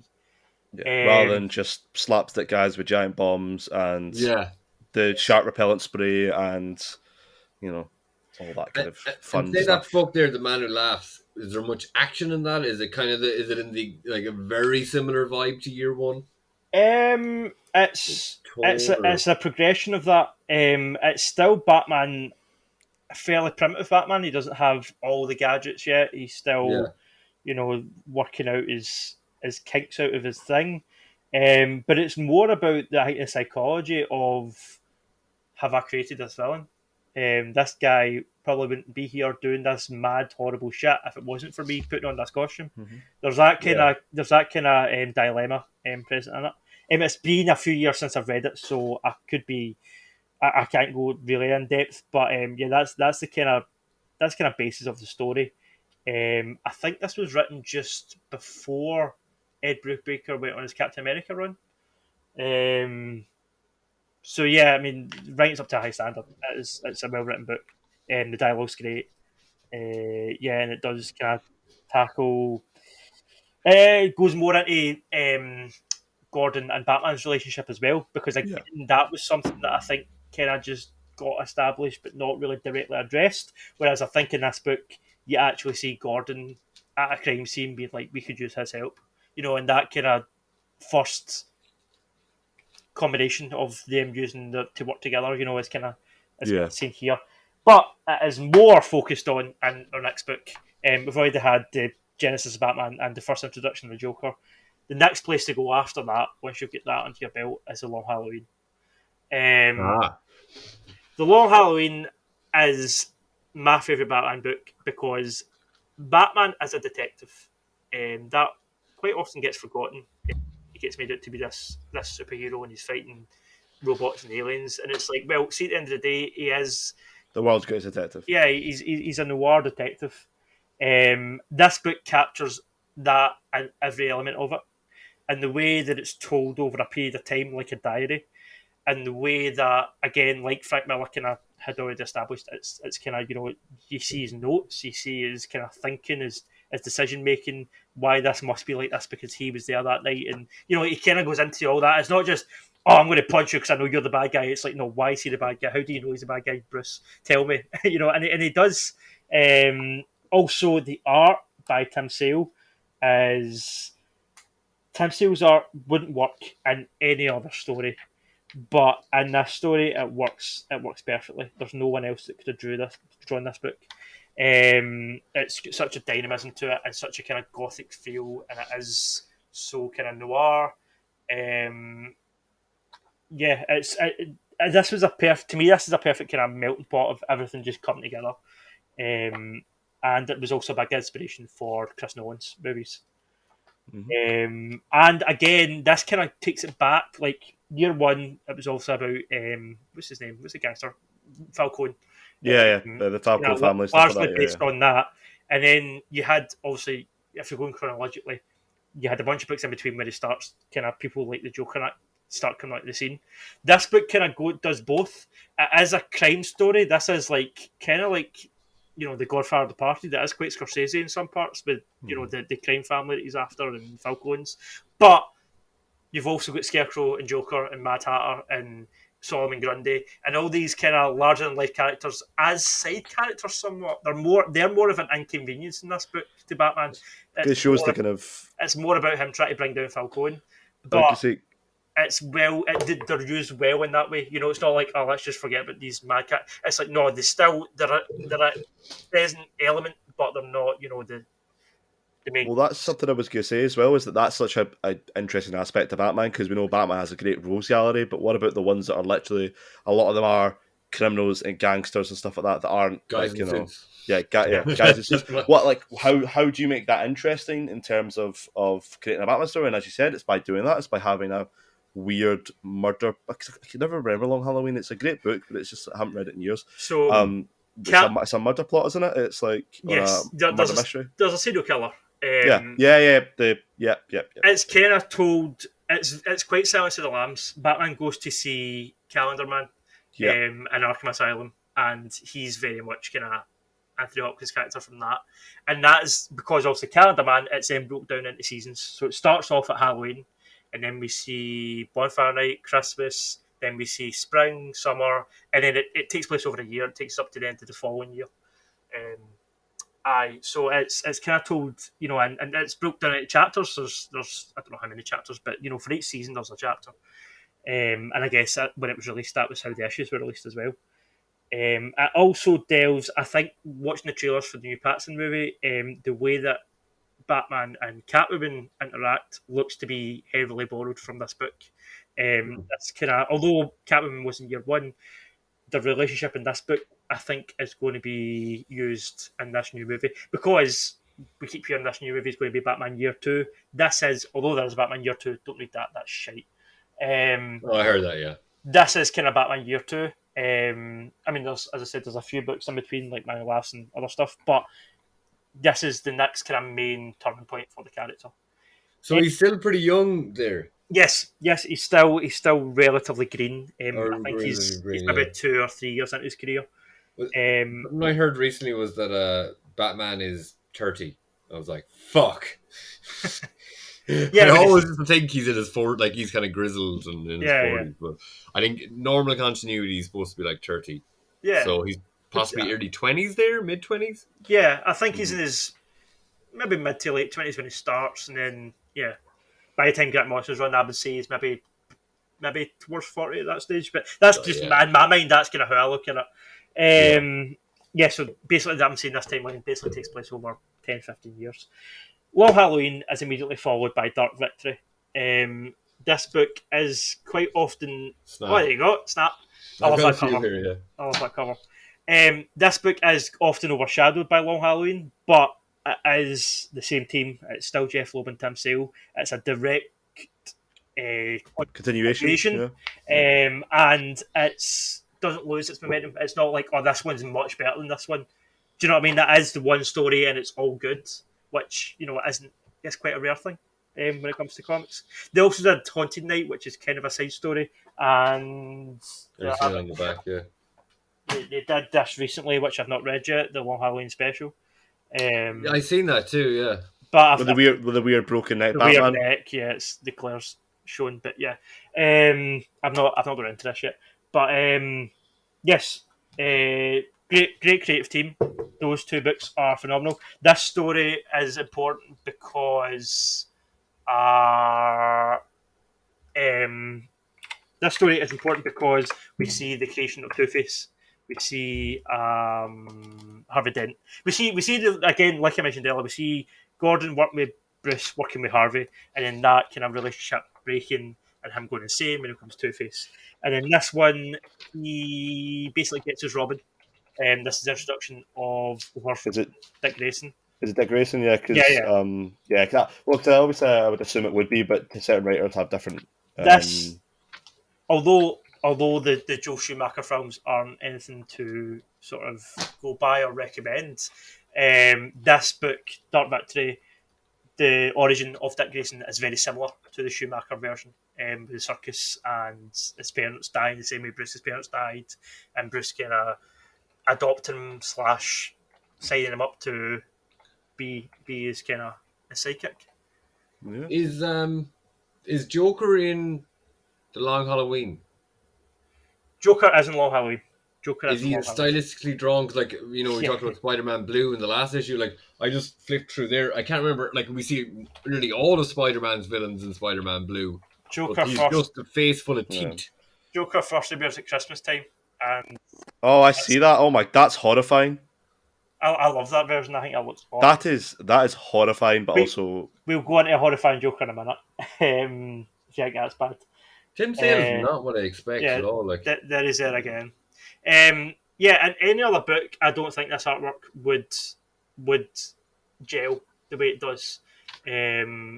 He's especially in this era in Long Halloween and Dark Victory. He's really over the top. I mean, look at how many teeth he has there. Honestly, I forgot how gothic kind of like the Long Halloween is, like what in terms of, because I know that obviously in the story stuff, and I've haven't read it some at a time, but I do remember reading it when I was really young. But yeah, no, the art is incredible. Again, like I was saying about Grant Morrison earlier, the art and all the kind of different elements of this book, just go with it. Like, I remember the first time I seen the art and I was like, I don't know if I like it. I think it's kind of weird and goofy. Yeah. But you read the story, and in the context of the story, it is. I mean, I love that image. But even here from Dark Victory, the face of Joker is so like that's. I'm just going from like literally having just reread Spider-Man Blue last week, where everyone's kind of drawn normal. I think the only one who looks a bit like that is the Green Goblin, who's literally wearing a mask. But I guess the proportions there are weird. I love the minimum. I mean, that's from Dark Victory. That's the origin of Dick Grayson.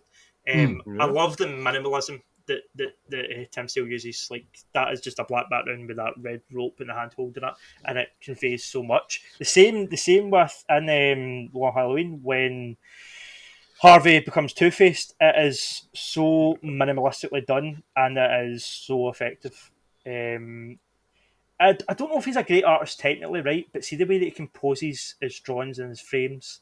I don't know if there's anybody like him. Do you know what I mean? I think that is really super unique, and yeah, I don't know. It's just something about it, man. Like, I love the way this is the scene here where Harvey gets turned into Two-Face, and it is literally just the page split in two with two images and him holding his face, and you get everything from it. You know, you get the build up to it, you get that moment, and then you get the kind of immediate proceedings after it, and yeah, it's just so effective. I talk about it quite a lot, and everything that I like, movies and games and whatever. It's what you don't see. I like when a creator leaves a lot of the up to your imagination, and I think Tim Sale does that quite a lot with how minimalistic he is. He doesn't show a lot of in depth. You know, you're kind of left with a lot of the blanks, but it's not like, oh, he's a bit lazy doing that. It's like, no, that was very purposeful and it works. No. That insinuation kind of really gets it kind of gets in across. your head as to gets what's happening across and what's happening in their heads. Yeah. 100%. And honestly, I think it's just because he's Tim Sale. Tim Sale is the artist. Yep, Tim Sale. Yeah, Tim Sale, Bruce Timm. I think just because they're both called Tim, I was expecting Tim Sale's art, and like Spider-Man Blue would give you that idea, but I was expecting it to be more kind of like minimalistic, streamlined, where it's more. it is minimalistic, but it's odd. Like it's very. Like I was skimming through Dark Victory there, and I was like, "What the fuck?" It's gothic, isn't it? That's the best way to describe unsettling. Yeah. Oh yeah, 100%. It is. And as I said, in the context of what's going on in the story, it's definitely unsettling. Okay, so we've covered the kind of, I'd say maybe the first 3 years of Batman, maybe, his career. Yeah. So I mean, this isn't exact, obviously, but I've kind of tried to choose books from like the first 5 years of Batman's career. I feel like anything after that, we were talking about Hush and stuff off air. I feel like that's a bit too far in, and No Man's Land and stuff. They're great books, but not a good place to start. So the next place I would go after the ones we've already spoke about, it is a bit of a curveball, and it is a bit of a outsider. There's even a rumour that this book is all a dream, and it didn't actually happen. This is Arkham Asylum, a serious house on Serious Earth by Grant Morrison and Dave McKean. It is one of the most stylistic Batman books ever put out. The Joker image in this book is quite infamous, but it really is disturbing. I mean, I think as we go, we're seeing them taking more and more chances with kind of how disturbing they can go. Oh my god! Yeah, I mean, I'm these characters. Jesus Christ. Well, there is there. When you break down these characters' psyches and their motivations and stuff, they are disturbed individuals. And yeah, this book, Dave McKean's art really reflects it. It's almost an assault on the eyes. Some of these pages, it really is, in a good way. It's so unique and it's so kind of twisted. And I love the way this story dives back forward. It's origin for Arkham Asylum, the place, and it's also the kind of the kind of main introduction of it in this series. It's also been mentioned before, but this whole story takes place in one night in Arkham, and it is also somewhat what that first Arkham Asylum game is based on, by Rocksteady. They took a lot from this, but this is way more. We were talking a little bit about Man last, and I think Jerd said, "Is there much action in it?" There's hardly any action in this book. I think Batman fights with about two of the characters. One of them being Killer Croc, I want to say.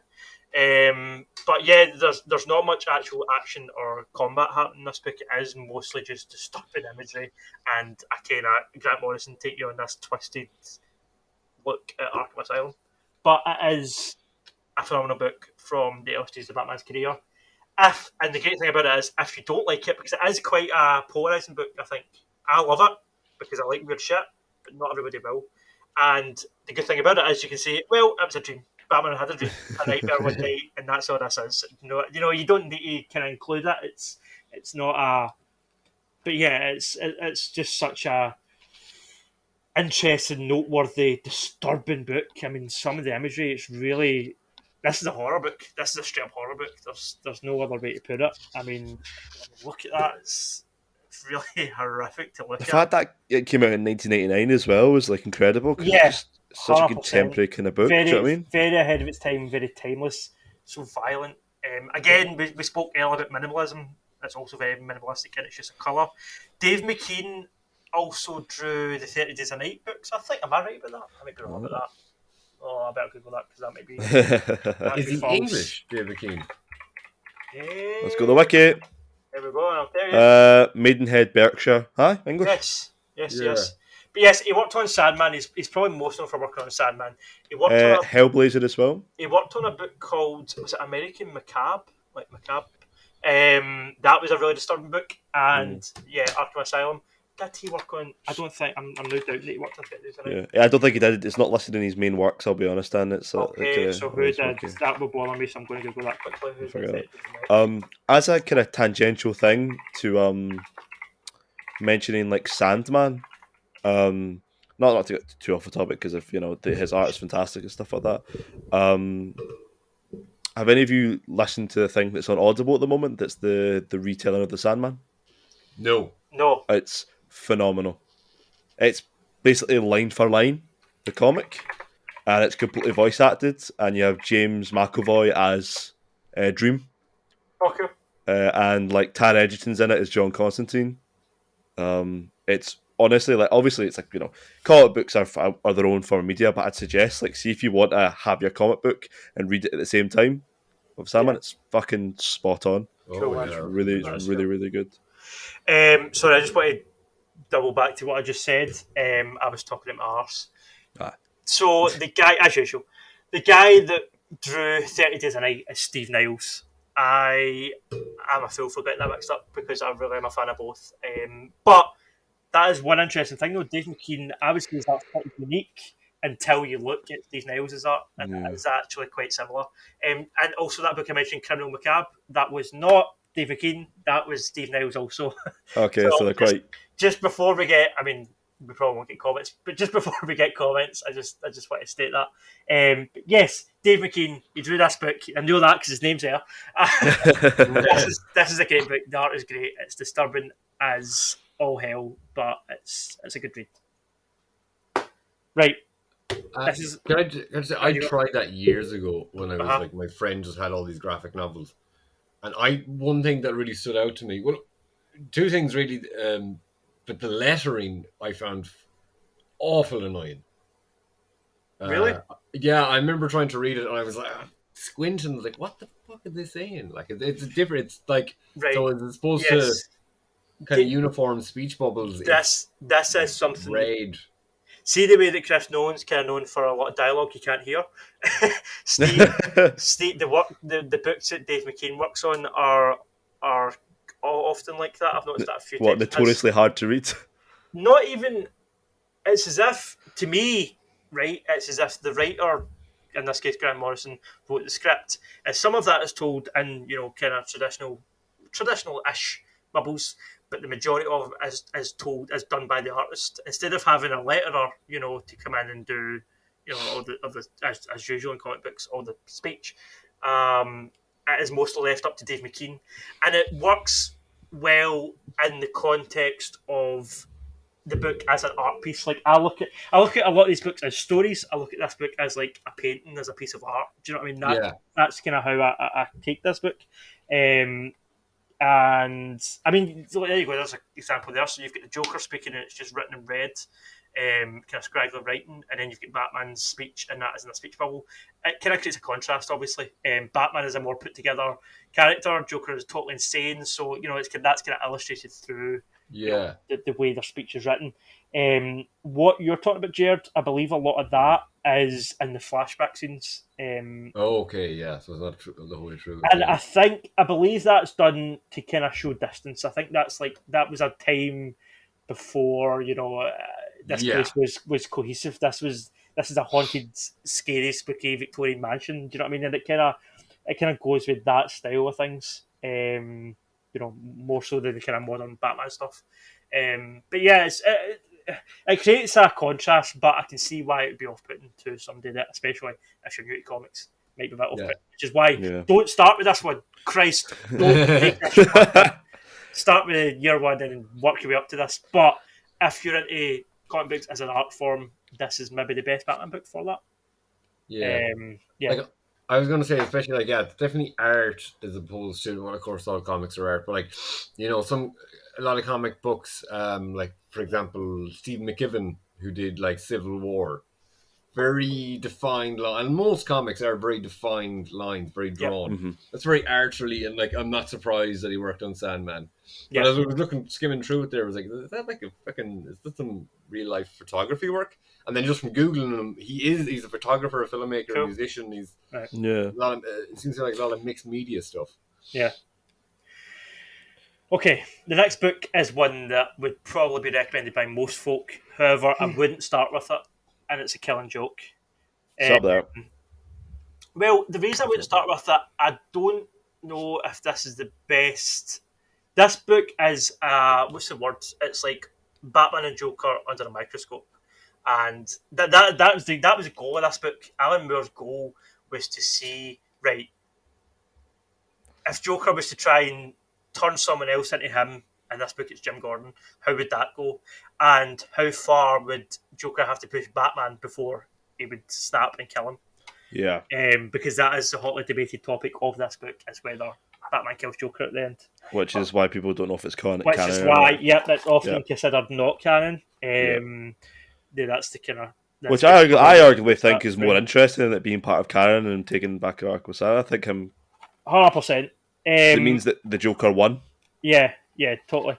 Again, I love this book. I love the fact it is a detective story. It's a noir story. All my Batman books are that because that is that character. Of course, you've got the sideshow crazy shit, like, just that one frame of him in Arkham Asylum walk past Two-Face. It's just these characters, they're here, they're in the background, they're nuts, but that's not what this is about. See that sequence with Jim Gordon? Horrifying. Oh, yeah. Absolutely horrifying. See, like, as a drawing, it's honestly, like... Batman, I think the other reason I'm drawn to him is because it is such a dark character, even though... Let's be honest, comic books originally were created for children. That is what he's in the MCU. As much as we all love it, they're made for kids. Like that is the kind of a big part of the target audience: teenagers, young people. Batman is some of these stories are so adult that I wouldn't let anybody under 12 read this, or this, which we'll get into in a minute. Or Arkham Asylum. Do you know what I mean? These are like really disturbing shit happens in these books, and they're suggested in these books, and sometimes it's explicitly shown in these books. And don't know if it's again a product of the time, because you can look back and say like, oh, they got away with that because it was the internet wasn't around. But I mean, you look at Scott Snyder's run, Joker taking his own face off is really disturbing also. So it is something that's always been present within the Batman kind of ethos. But yes, the Killing Joke it's iconic. It's Alan Moore taking on a Batman story, which in of itself is interesting to me because Batman is such a kind of commercial, mainstream character, and Alan Moore, as we know, is a strange space wizard.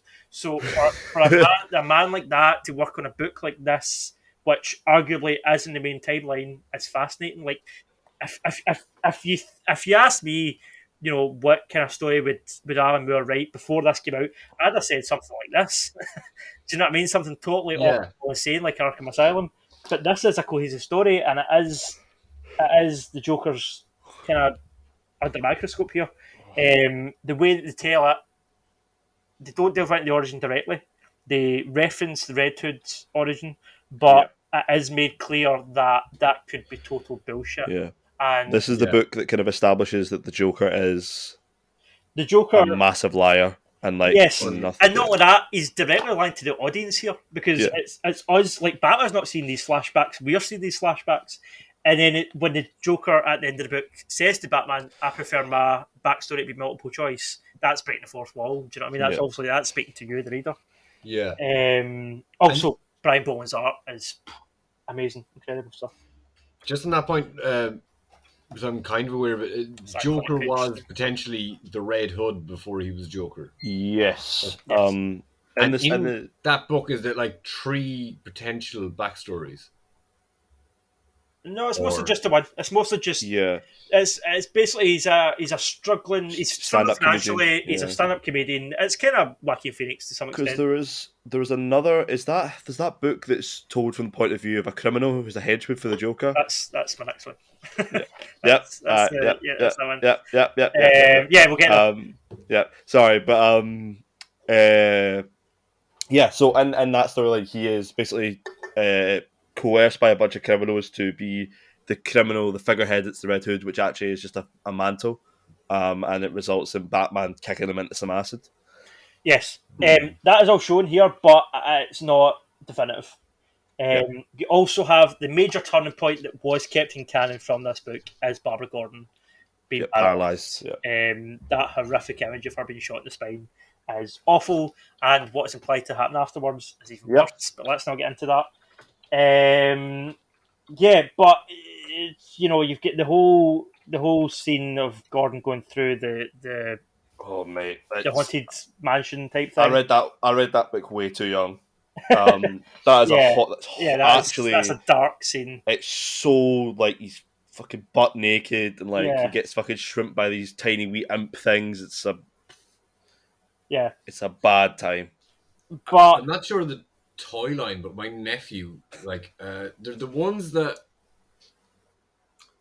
you'll see them like the Jim Gordon. The time Jim Gordon was Batman in the kind of basically Iron the Man big mech. Yeah. I don't know what they're called, the toy line. But my nephew, the Joker that he got in his toy suit, or the Joker he got with his little car, and all the figures that they do with them with Power Rangers too. It's the same type of figures, but the Joker he got is the Killing Joke Joker. That's funny. Well, That's literally it's the Hawaiian shirt and the camera kids line, yeah, and the Hawaiian shirt, camera shorts. Like I'm like, I remember seeing it, I was like, this isn't the kind of Joker. Like, how did this get into a kid's toy range? Like, it's like Fisher Price toys. Like, ooh, wacky design. Oh, I guess that's it. Is that? But yeah, my favourite part of the whole book is those last few pages, because it is one of the rare, surprisingly sparse moments of Batman and Joker just having a conversation. It's remarkable how much that doesn't happen, and it is just like Joker shouting plans and Batman fighting against him in these books. But that's that famous joke, isn't it? Towards the end, it's the two prisoners. Yep, but Joker tells him a joke, and not only that, I really like how Joker's done right. Gordon's accepted that he's not going to become insane, that he's a sane person, and it's not just a bad day that makes you this. You have to, have been insane to start with. That's the kind of moral of why the Joker is the way he is. Batman beats Joker and kicks him out the fun house, and then he's about to arrest him. He's about to be like, right, let's go in, and Joker kind of tells him honestly, what are we doing here? He's like, right, let's have a conversation. Me and you, are we just going to keep doing this forever? You're not going to kill. It's the Heath Ledger line. You won't kill me because of some twisted sense of morality, and I won't kill you because there's just too much damn fun. That's Heath Ledger quote. That's from this, but the same idea. Basically, that's what Joker says, and Batman's like, I can get you help, mate. See if you want, come with me, and I'll get you rehab. And there's a kind of camaraderie. It is genuine. He's wanting to help him, and it is. At this point, anyway, I mean, they've known each other for about 5 years. This is somebody that he knows, that he's met multiple times, and that he does clearly feel a bit sorry for. Joker, being Joker, is never going to go with that, and instead he says, "This reminds me of a joke." He even admits to Batman. He says, "It's too late for me." He's like, "I'm too far gone. We're past that." And then that's when he says, "It reminds me of a joke," and he tells him the joke. And at the end of the joke, the two of them laugh together, and they end up laughing really hysterically to the point that the ha-has go right across the page. And the last frame, is that Batman reaching out and putting his hand on Joker's shoulder, or is it him reaching out and putting his hands around his throat? It's up to you. And across here, you've got two people laughing. Down here, there's just one person laughing. And then the headlights, I believe that's the headlights of a car, they go off in the last frame. Which matches with the joke about the two prisoners and the flashlight. Mm-hmm. So, it's up to you, but yeah, it leaves a lot to interpretation. It's not a very long book. It's one of the thinnest books I'm recommending tonight. It takes place all in one night. It's this relationship under a microscope, and it is an analysis of these characters and how they feel about each other. And in that sense, it is fascinating, but it is something I think that you need to kind of already read Year One and Man Who Laughs before going into this. You need to at least have that under your belt, and then you can be like, right, okay, Joker's mental, Batman's a good guy. You know the relationship, and then you can be like, right, let's analyze that relationship. But yeah, it's a masterpiece for a reason. It's a classic for a reason, isn't it? That's how it is. It is, but it is like I think if you interpret it as the way of Batman killing the Joker, it's a lot more interesting than because again, so because then what it really becomes is Batman agreeing with the Joker that's an endless cycle. Yep. Which I don't think after a conversation like that you would do that. You know, after all the events, after everything he's seen, at that point you're just like, well, you make a good point. And it is also the question, like, obviously in the last scene they're both laughing, so it looks a bit sinister, but it could be looked at, maybe Batman is doing him a favour. He's putting him out his misery. Yeah. Do you know what I mean? He's like, this guy's never going to get better. He's going to keep killing people. I'm doing everybody a favour. I'm doing me a favour. I'm doing you a favour. I'm doing the world a favour. Like, it can be looked at that way as well. It can be interpreted lots of different ways, but it is, the fact that it can be interpreted so many different ways makes it, a fascinating book. Fascinating story. It makes me kind of think I don't know if we talked about it in canon podcast about our own in canon podcast. Before the reboot, Sopranos. Like, not that I can't even. I have read it, and I guess I have watched video analysis of it, but just as you mentioned there, but it's set up in the telling of that joke with the light going out. Yeah, and it's set up. There's visual imagery, even though they could, like, that's why would make me think it's not canon and that Batman does kill him. Yeah. So in Sopranos, Tony talks to Bobby a couple of episodes, maybe in the season before the last season, but they talk about death and it being like, I think it's just like it goes black. Yeah. To me, like, in my mind, there's no doubt there that Tony Soprano dies because they set it up in story. Yep. And then it's like Alan Moore working within, as with all comics, it's the people who hate comics or superheroes the most write the best ones. Yeah, because it's not schlocky superhero-ness. It's like an interesting story told within the framework of with a superhero. Yeah, it's like a breakdown of it. I just from what you told me there, Joker's dead. Yeah, Batman. Like literally, there's the joke. The joke is it's like two prisoners are escaping. They both have flashlights. There's a big gap. I'll probably murder it. But there's a big gap, and one of the prisoners turns on the flashlight to make a bridge. To show it, he says, "You go first." He said, "Why would I do that? You're gonna turn it off when I'm halfway through." Yeah, that's the joke. Yeah, I don't get it. So that it's not a joke. It's like an admission of insanity from the Joker, because the idea is like, it's the scorpion and the frog. The frog, where it's like, the same thing. Yeah. Why did you sting me? We're both going to die now. It's just my nature. It's just the way I am. That's a Joker. Do you know what I mean? Like, 100%. Yeah, because it's not an actual ha funny joke. It's more like a parable. Is it a frog? What is it in the story? It's a scorpion and the... What is that old tail? I think it is a frog. No, because the scorpion jumps on the other animal's back. And then goes across they're halfway across the water. And he says, "Get my back." And he's like, "No, you'll sting me." The scorpion's like, "I won't. If I sting you, we'll both die."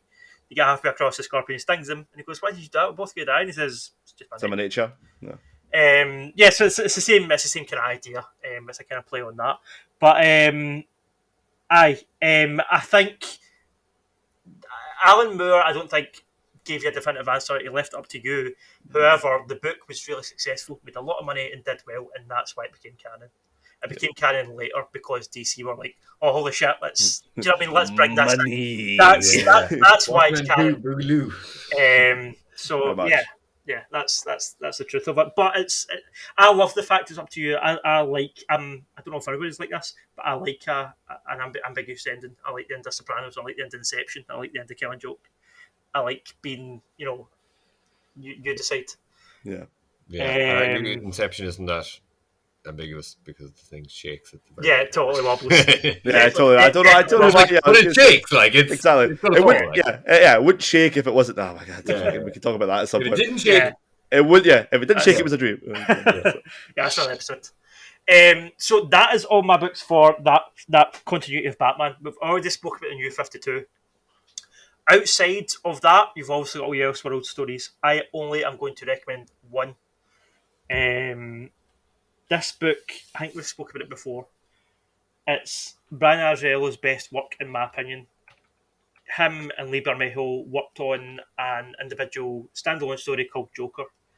The design of the Joker in this book is very, very close to Heath Ledger's Joker. There's a lot of debate over what was first. Did they borrow from each other? Was it a coincidence? Were they both created independently? And as Massimo was talking earlier about, this book is told from not Batman's perspective, not Joker's perspective, but from a random henchman who is in Joker's crew. And it's fascinating to see. You never really think... Well, I never really thought about that before this book. What would it be like for somebody like that is such a insane force of nature to be around all the time? He's your boss. He gives you orders. You hang about with him all day. In this book, he owns a strip club, I think, or he at least hangs about a strip club. And that is kind of their base. And just seeing him interact, like he sees him interact with Harley behind the scenes, the way he treats Harley in front of the soldiers, the way he treats... or the way that he has her treat him behind the scenes. There's a really fascinating story frame where he's on his knees crying at your chest, and it's just kind of seen through the crack in the door, and you're like, what's going on there? And there's so much implied. It's obviously very graphically disturbing. He skins a man alive at one point in the strip club and lets him wander around the stage until he bleeds to death. It doesn't hold back. But the art, Lee Bermejo's art, is just amazing. It's almost at Alex Ross's level, I would say. That's a shot of him. Yeah, that looks a little bit like some of the Alex Ross stuff. Lee Bermejo's art is just it's one of the best. Is he working with Marvel now?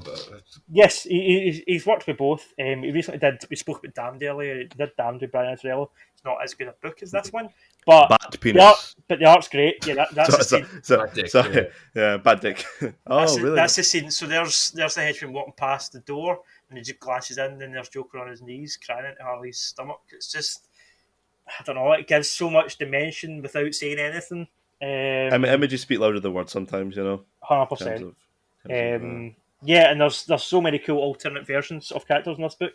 The Riddler has some sort of spina bifida, walks with a stick, and his legs are all twisted. It's just fascinating kind of alternate take. Killer Croc's just a big meaty gangster. He's not a crocodile. It's a phenomenal book.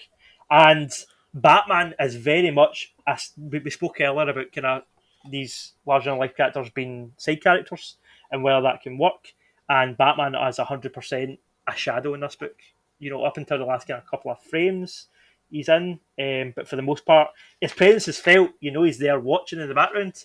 But you don't even see his face. I don't think Batman in this book. It is just all silhouette shots like that. Joker, yeah. And it's really effective because you feel, again, what would the Batman be to a henchman? He would just be this shadowy background figure. You wouldn't be seeing him in every frame. Do you know what I mean? He would be a kind of whisper in the background, and he would just be an constant element of fear, which obviously is Batman's whole shtick. But yes, Joker is a great book. It is a good book to kind of, if you're not too worried about continuity in canon, it's a good place to go just to read a one-off story. Although this kind of has been continued somewhat, and I think Damned is in the same universe as this. And they also did a book called Luthor, about Lex Luthor. Yeah, I've seen that one. Yeah, which is... I've got it. I read this first, and I think that was my mistake. This was my standard. I was like, holy shit, these are going to be amazing. I need to get Luthor, and I got Luthor, and I was like, it's okay. And then I get Damned, and I was like, it's not great. Mm-hmm. So this is definitely the pinnacle of their work together, Azzarello and Bermejo, in my opinion. But yeah, it's a great story. So that is my last recommendation, lads. I don't know if you have any more that you want to touch on. I don't know how good a job I did. I think you did a spot on job, Dan. And painting the picture for somebody like Jerd that doesn't really know, where to start. Yeah. Let Mass, if you've more to go through. Yeah, no, I think in terms of all the kind of main continuity stuff, everything, we kind of really covered all the best parts of it, in my opinion. In terms of Elseworld stuff, though, if you're interested in stuff that is less of a jumping off point for Batman and more about something that to provide a different spin on the character, Gotham by Gaslight is pretty good in my opinion. I know that I can tell by that face, Dan, you're not a big fan, but I do like Gotham by Gaslight, and simply because it's all about twisting a character you may know tangentially and put them in a setting that is foreign to them in some aspect. Listen, I'm in the minority, I know that, but that book again, I think, was overhyped for me. I read that book, I was like, right, I've read Year One, I've read Long Halloween, I'm getting into Batman. What's next? And I'm googling best Batman stories, and every list Gotham by Gaslight. I'm like, this must be some book. So I go and I'm like, it's Elseworlds. I kind of wanted to stick to canon, but it's getting recommended, so let's read it. And then I buy it, and it comes, and it's only about that thick. It's like it's about 20 pages. So I'm like, okay. And then I read it, and I was like, is that it? Is that? I was so let down by it. It's maybe not as bad as I'm remembering. I just found it so unremarkable. Beyond the idea of what was a Victorian era Batman looked like. I think the concept, don't get me wrong, I think it should have been great. Yeah. The idea of a Victorian Batman chasing Jack the Ripper is a phenomenal idea for a story. It never capitalises on it, in my opinion. It does have a sequel as well called Master of the Future as well, which is another set in the same universe. Which is I've not read either, but I've heard it's very good. I think maybe to just on the kind of last note, my thing would be that the one I'm about to suggest is not canon. It's a fucking schlocky story, but it is the Batman vampire trilogy, which is it Dark got Rain? some amazing I think it's Crimson Knight and Blood Rain. I think is and there's one more as well. I'm trying to remember the books again. Probably read that when I was too young, but it's Batman versus Dracula. It's Batman Dracula, Red Rain, Batman Bloodstorm, and Batman Crimson Mist are the 3 books. I've only read Red Rain, I think. They are like as a trilogy, they're phenomenal because it's just slowly Batman getting more and more vampiric and stuff like that. And like you have different aspects, different characters, and honestly, phenomenal. Like, and it's literally because like the art is like so it stays with you, that version of Batman. Yeah, kind of like the weird, like long, spindly thing with the ears and stuff like that, and it's quite good. And definitely, as I said, that one really provides a spin of a character. You maybe think, oh, what if Batman was just actually a vampire? What was he just had to live in the dark? No Bruce Wayne, just very hungry Batman. I should have probably said this at the top, but see the way that I always say, don't start with Watchmen as your first comic. Don't start with Dark Knight Returns as your first Batman comic either. Dark Knight Returns should be read after you've got a good understanding of the character, in my opinion. And again, a book that I found to be very overrated when I read it, but that's beside the point. I think that's part of the reason that I love some of these books recommended. Killing Joke, Long Halloween, and Year One were all super hyped up for me beforehand, and they delivered, in my opinion. Yeah. I mean, they for me, these 3 books live up to the hype. Gotham by Gaslight and Dark Knight Returns don't, but I'll probably get told I'm a complete idiot in the comments, and people disagree. That's for the viewer to decide. That's fine, but yeah, that's just my take, man. I just don't like shit sometimes. Yeah, sorry. Like a lot of stuff. I think that's us. Yeah, pretty much done in terms. Unless Jerd, do you have anything that you random Batman questions from the random book I've read. What's the one where is there like an earthquake in Gotham? Yep. That's No Man's Land. No Man's Land. Me and Mass actually discussed that off air. We discussed No Man's Land and Hush. Hush, yeah. We were kind of to and fro where to include those, but they take place about halfway through Batman's career. So I would definitely go on to them because they are great stories, but don't start with them. Yeah. Then Death in the Family. Yeah. Yes. Death in the Family is a good one as well. Yeah. Death in the Family, it's in that first kind of paid the comics that is fairly second Robin. It's the death of the second Robin. Spoilers. And then I guess for a 40-year-old book. Yeah, say to some extent, Under the Red Hood as well was also a brilliant Batman story. Yes, but again, they're a wee bit too deep into Batman's career, in my opinion. Yeah. I think Under the Red Hood you could probably read without you'd need the context of Death in the Family, but gives it, doesn't it? Yeah, well, but I think to understand that, like, it does give it, and it's a retelling, but to kind of understand that, like, that storyline as well is more hard hitting if you already know the context for it, I guess. Yeah, Death in the Family famously was fucking a phone-in defeated by the fans back in the 80s. And it was very, very close. It was like 10 votes in it or some crazy shit. Yeah. So the way I look at that run, as I said, it's my favourite kind of era of a character ever. There are highlights. There are definite highlights. Those first kind of we talked through there 6-7 books from that run are like the highlights for the first part of Batman's career, and then obviously as we were talking about, you go into Nightfall, Hush, No Man's Land, Batman R.I.P. Eventually, you get up there. But yeah, that's the way. Like if you're on a budget, say, and you can only maybe afford to buy 10 Batman books, you can buy. It's I don't know, it's just random. You're on a budget. It's but I'll buy 10 Batman books. You've got. We're going to buy 10 Batman books. You've just had a birthday, and you've got £100 in your pocket, right? 10 of each. That's you assuming that they're a 10 each. A fucking lot of Halloween's like 30 quid.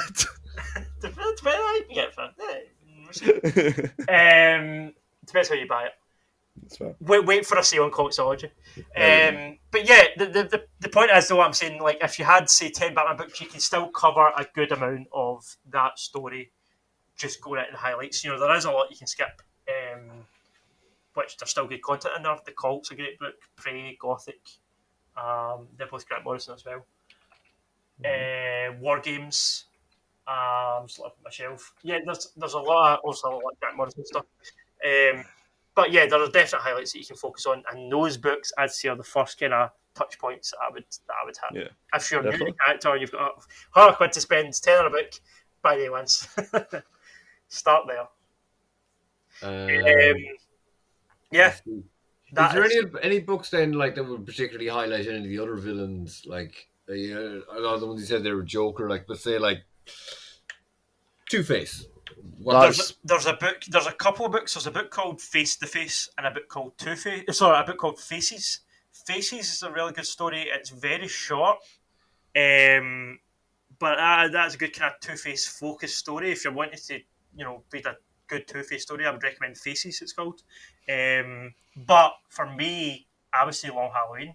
It's that character better than any standalone Two-Face book.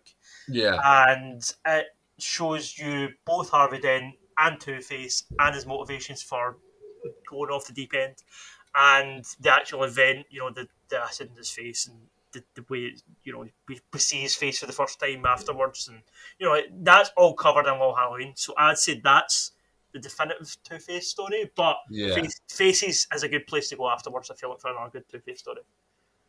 And then say, like, Bane is the Nightfall story. Yeah, Nightfall is pretty good for you've got Nightfall.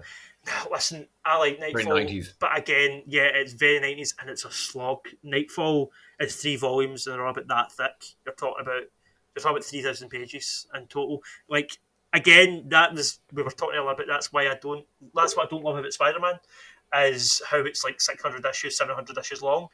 Nightfalls kind of feels like that at points. You're like, do we need this? Did this issue have to be included? I guess it's on one page. And then one thing happens. Ethereal comes in. There's a lot of fluff. Yeah, there's a lot of fluff in the whole Israel stuff.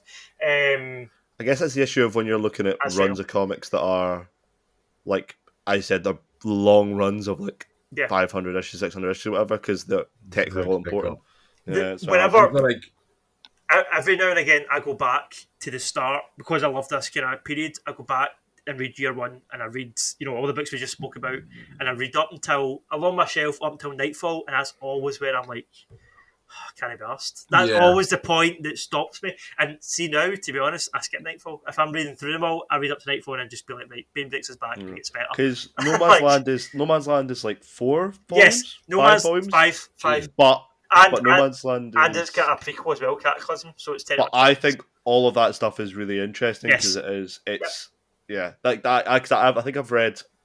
Pretty sure I've read all of No Man's Land, or if I've not, I maybe missed the prequel and I missed the last volume, because I remember I read that in school because I went to the fucking library for that when I didn't have any money to buy it properly. I went to the library and I got the first 4 volumes. And that's kind of like what happens in Dark Knight Rises. There's the Gotham is shut down, and then there's like, but in this there's all the villains. And there's No Man's Land. That's like really like. And you get to see from the GCPD point of view and stuff is really interesting, like how police officers are dealing with a city that's trapped behind a wall and receiving like no government help as well. They're on their own.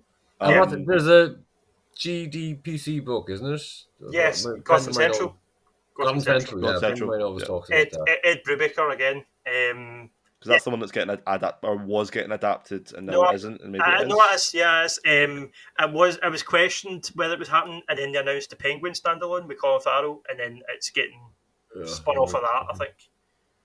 It feels like they're just kind of making the same things again, but just in different universes, and they're spreading it out again. And then I guess Riddler. The Riddler's going to be in the new film. What's the Riddler story? Do you want to know a good Riddler story? Riddler on Earth one is really interesting. But that's not canon. In terms of canon Riddler stuff, what's the one? The one where he finds out Batman's is that in canon? I believe it is, but I can't remember the name. I'm blanking on it. Oh, there's a Riddler story where Riddler figures out that Bruce Wayne is Batman. Wait, that's Earth one. That's Is it? Yeah. Ah, fuck, so it is. Well, I think like especially with like Batman, you kind of like that's the way I would treat like say like when I'm going over my read throughs of X-Men. There's different runs and they're all still technically in canon, but like that's the way I kind of see jumping in and just getting a snapshot. It doesn't like. I think I was saying last week is like, oh, sometimes fucking Batman is Dick Grayson, or it's like you're going in. It might be, and I think that's one thing that would have held me back with comics a while back. Is like when you go back to a certain period, or like even at say Superior Spider-Man, you go in as Doc Ock as Spider-Man. Yeah, it's kind of confusing, but you still get an idea of the character. Yeah, and I think for me, in terms of breaking it down into characters, like you're talking about. That's where I would rely on your knowledge outside of comics. Do you know what I mean? Yeah. Although I can't really think off the top of my head of a good Riddler book in this canon. Yeah. You know enough about him that he's there, he's present in some stories, he's in Long Halloween, he's in different books. Yeah, probably just Long Halloween. Like that's the introduction of Riddler in this universe as well, I believe. There's a lot of stuff there. I think it is. So, but yes. Just to go back to your thing about the Riddler, there is an interesting Riddler story that is in canon, that is in Detective Comics specifically, which is when Nigma becomes a consultant detective. Oh yeah, yep. Which is a pretty. I was thinking because there was one where he becomes a good guy for a bit. I've read a couple issues from it. Yeah. Yeah, it's pretty solid, honestly. Like, it doesn't last for long, mind you, but like, it's just an interesting take on the character. It's like, well, he is super smart, and if he used his stuff for good, he would be. Yeah, damn fine. Like the Gotham kind of explored that as well, didn't it? Yeah, where he was like he was the mortuary technician. Yeah, for GCPD. And who I kind of think is like Batman's, well, not as Green Goblin because Joker is his Green Goblin. But Ra's al Ghul. Oh, Ra's al Ghul was. He's very present in the Grant Morrison era. Yeah, he is really pretty because that's Damien and stuff's about because Damien's his grandson. There's a book, right? Talking about books that may or may not be continuity. There's a book called Son of the Demon, which is about. Yeah, I know. I was going to say that. It's about Damon kind of being born. It's about his relationship with Talia al Ghul, and yeah, that's a book that can either be considered canon or considered not canon, but that's a really good Ra's al Ghul story. There's also a book called Ra's al Ghul Year One, which is, again, I don't think it's canon, but it's a good book. Good book. Yeah. And like, say then, just one last thing is like, I think I mentioned before, like the Burton films were a big part of my Batman experience, and the cartoons. Are the cartoons, because like, say for example, with the X-Men cartoons and the Spider-Man cartoons, they're fairly heavily based off the comics, and in Spectacular Spider-Man too. No, I would say there are obviously core elements taken from the comics, but Bruce Timm and Paul Dini took a lot of creative liberties which worked with the animated series to the point where it is, I would say, just as fondly remembered as the source material. It's up there. It's kind of like we were saying about the Spider-Man game. It's almost as good as one of the movies. It's good. I mean, Weird Love probably one of the animated series is one of the best areas to start if you're looking to get into the character rather than just the. It's a big part of what I grew up with in terms of Batman as well. Like it has some of the best Batman stories that are in the non-comic medium. Well, you want to talk about Jerd? I just remembered though you were going through some villains and asking me what's the best. Mr. Freeze doesn't really have a great book. Watch that episode. That is the best Mr. Freeze. Heart of Ice, is that what it's called? Yeah, that's the best summation of that character that I can recommend. Yeah, and then I only rewatched it recently. I remember I got it when I was a kid, but Mask of Phantasm. Yes, it's like, and I've heard people say, and I totally agree. Like, this is the best Batman film. Yeah, it just happens to be animated. That in the 90s, the animated stuff was definitely better than the comics. I'll say that 100%. Yeah, because I just had Nightfall and stuff like that, and it was just several missteps of the character. The 90s for comics in general wasn't great because that was also the Clone Saga. So yeah. I probably do you know what the 90s was good for, and the only thing it was really good for, probably independent comics. I mean, I know that Image was 90s, and that was a lot of what's his name? Can't draw feet. Tom McFarlane. No. Rob Liefeld. Rob Liefeld. And it was also it was also kind of the era where John Romita Jr. started to become a bit of a hack, in my opinion, in terms of his artwork. That's where his art also took a turn, was the 90s. Is that where it's the weird, like, big titty Captain America? You know what I'm on about? The one. Oh yeah, it's like a side profile. Yeah, side profile. Oh yeah, that was insane. Yeah. That was Rob Liefeld though. Was that Liefeld? Yeah. Okay. That was after the Onslaught stuff, where they tried to give them back after the guys left to make Image. They gave them like the unselling books like Captain America, Thor, Iron Man, Fantastic Four. Yeah, 90s wasn't great period for comics, but the animated stuff and that era. I mean, there's the X-Men show as well and the Batman show. Were shit hot. So yeah. I think Marvel did it right early 90s, and then I think kind of early mid to just went down in like Mutant Genesis, which I'm reading now. Like that's basically what the cartoon is based on. Yeah, look wise with the Jim Lee looks. And Jim Lee, was it like he kind of he's just a DC guy now since the late 90s or so? Is it, or he kind of he made some sort of executive at DC at a certain point. But I mean, for me, Jim Lee, still a great artist, but Hush was the height of his powers. Hush is a beautiful masterpiece of a book in terms of its art, and that was definitely his high point as an artist. One thing I found interesting from the way you're saying it is that I don't think I'd be able to say it about any of the Spider-Man stuff or X-Men stuff. Like I think in anything, I think that would match X-Men with the films is basically like Terminator 2 specifically. But I noticed with a lot of the stories that you were talking about, it was like, I can't remember which one you said it on, but it was like, this is kind of like Scorsese. This is kind of like, you'd wonder if you were Scorsese. Long Halloween is very like gang centric and stuff like that. So like looking at earlier stories. Yeah, like a friend of mine was saying that he only really enjoys Batman when he's by himself and he's not in with all the other superheroes. Okay. So I think on that note we will call it a day there. We've went on I think over 2 hours. Don't know after editing, but we'll see. It's a good place to start. Listen, like I said, I'm no claim to be an expert. I'm by no means an expert, but I think there was enough there said that you've got somewhere to start, a platform. Once read these books, but if this is your first, for whatever reason, you're young or whatever, this is your first introduction to this character and you want to get into the character, go with what we spoke about and then do your own research. Go on the internet and top 10 lists and articles. Best place to do it. Like, there are people who are way more qualified than us who can talk about it, but at the end of the day, it's up to your personal opinion where you want to start. 100%. And from that, you will find writers that you like, and you might think, I'll check out the stuff they wrote for Marvel, or I'll check out the Image book they wrote, or I'll check out, and that's how I started as a comic fan. I picked a character, I read the books, and I was like, his art's quality, what else has he drawn, and you can't go for it. So, that's us. Thank you for joining us for another episode of Pop Shop Podcast. Cheers, Mass. Cheers, Jerd. And if you made it this far, like this video, subscribe, favourite the podcast, rate it, do all the stuff, do all the things. Click the bell if we're on YouTube. If you're not, you can follow us. Scratch your head, rub your stomach. All those kind of good things. And if you like this, recommend us to your friends or leave a comment and tell us how bad ideas about Batman are and how we talked way too long about the New 52. Massimo, I must have you as my hate man. That was good. Also, social medias should be linked below. Yes.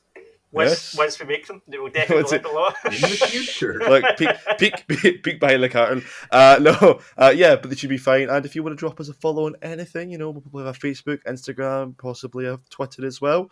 Stay up. Oh my God, yeah.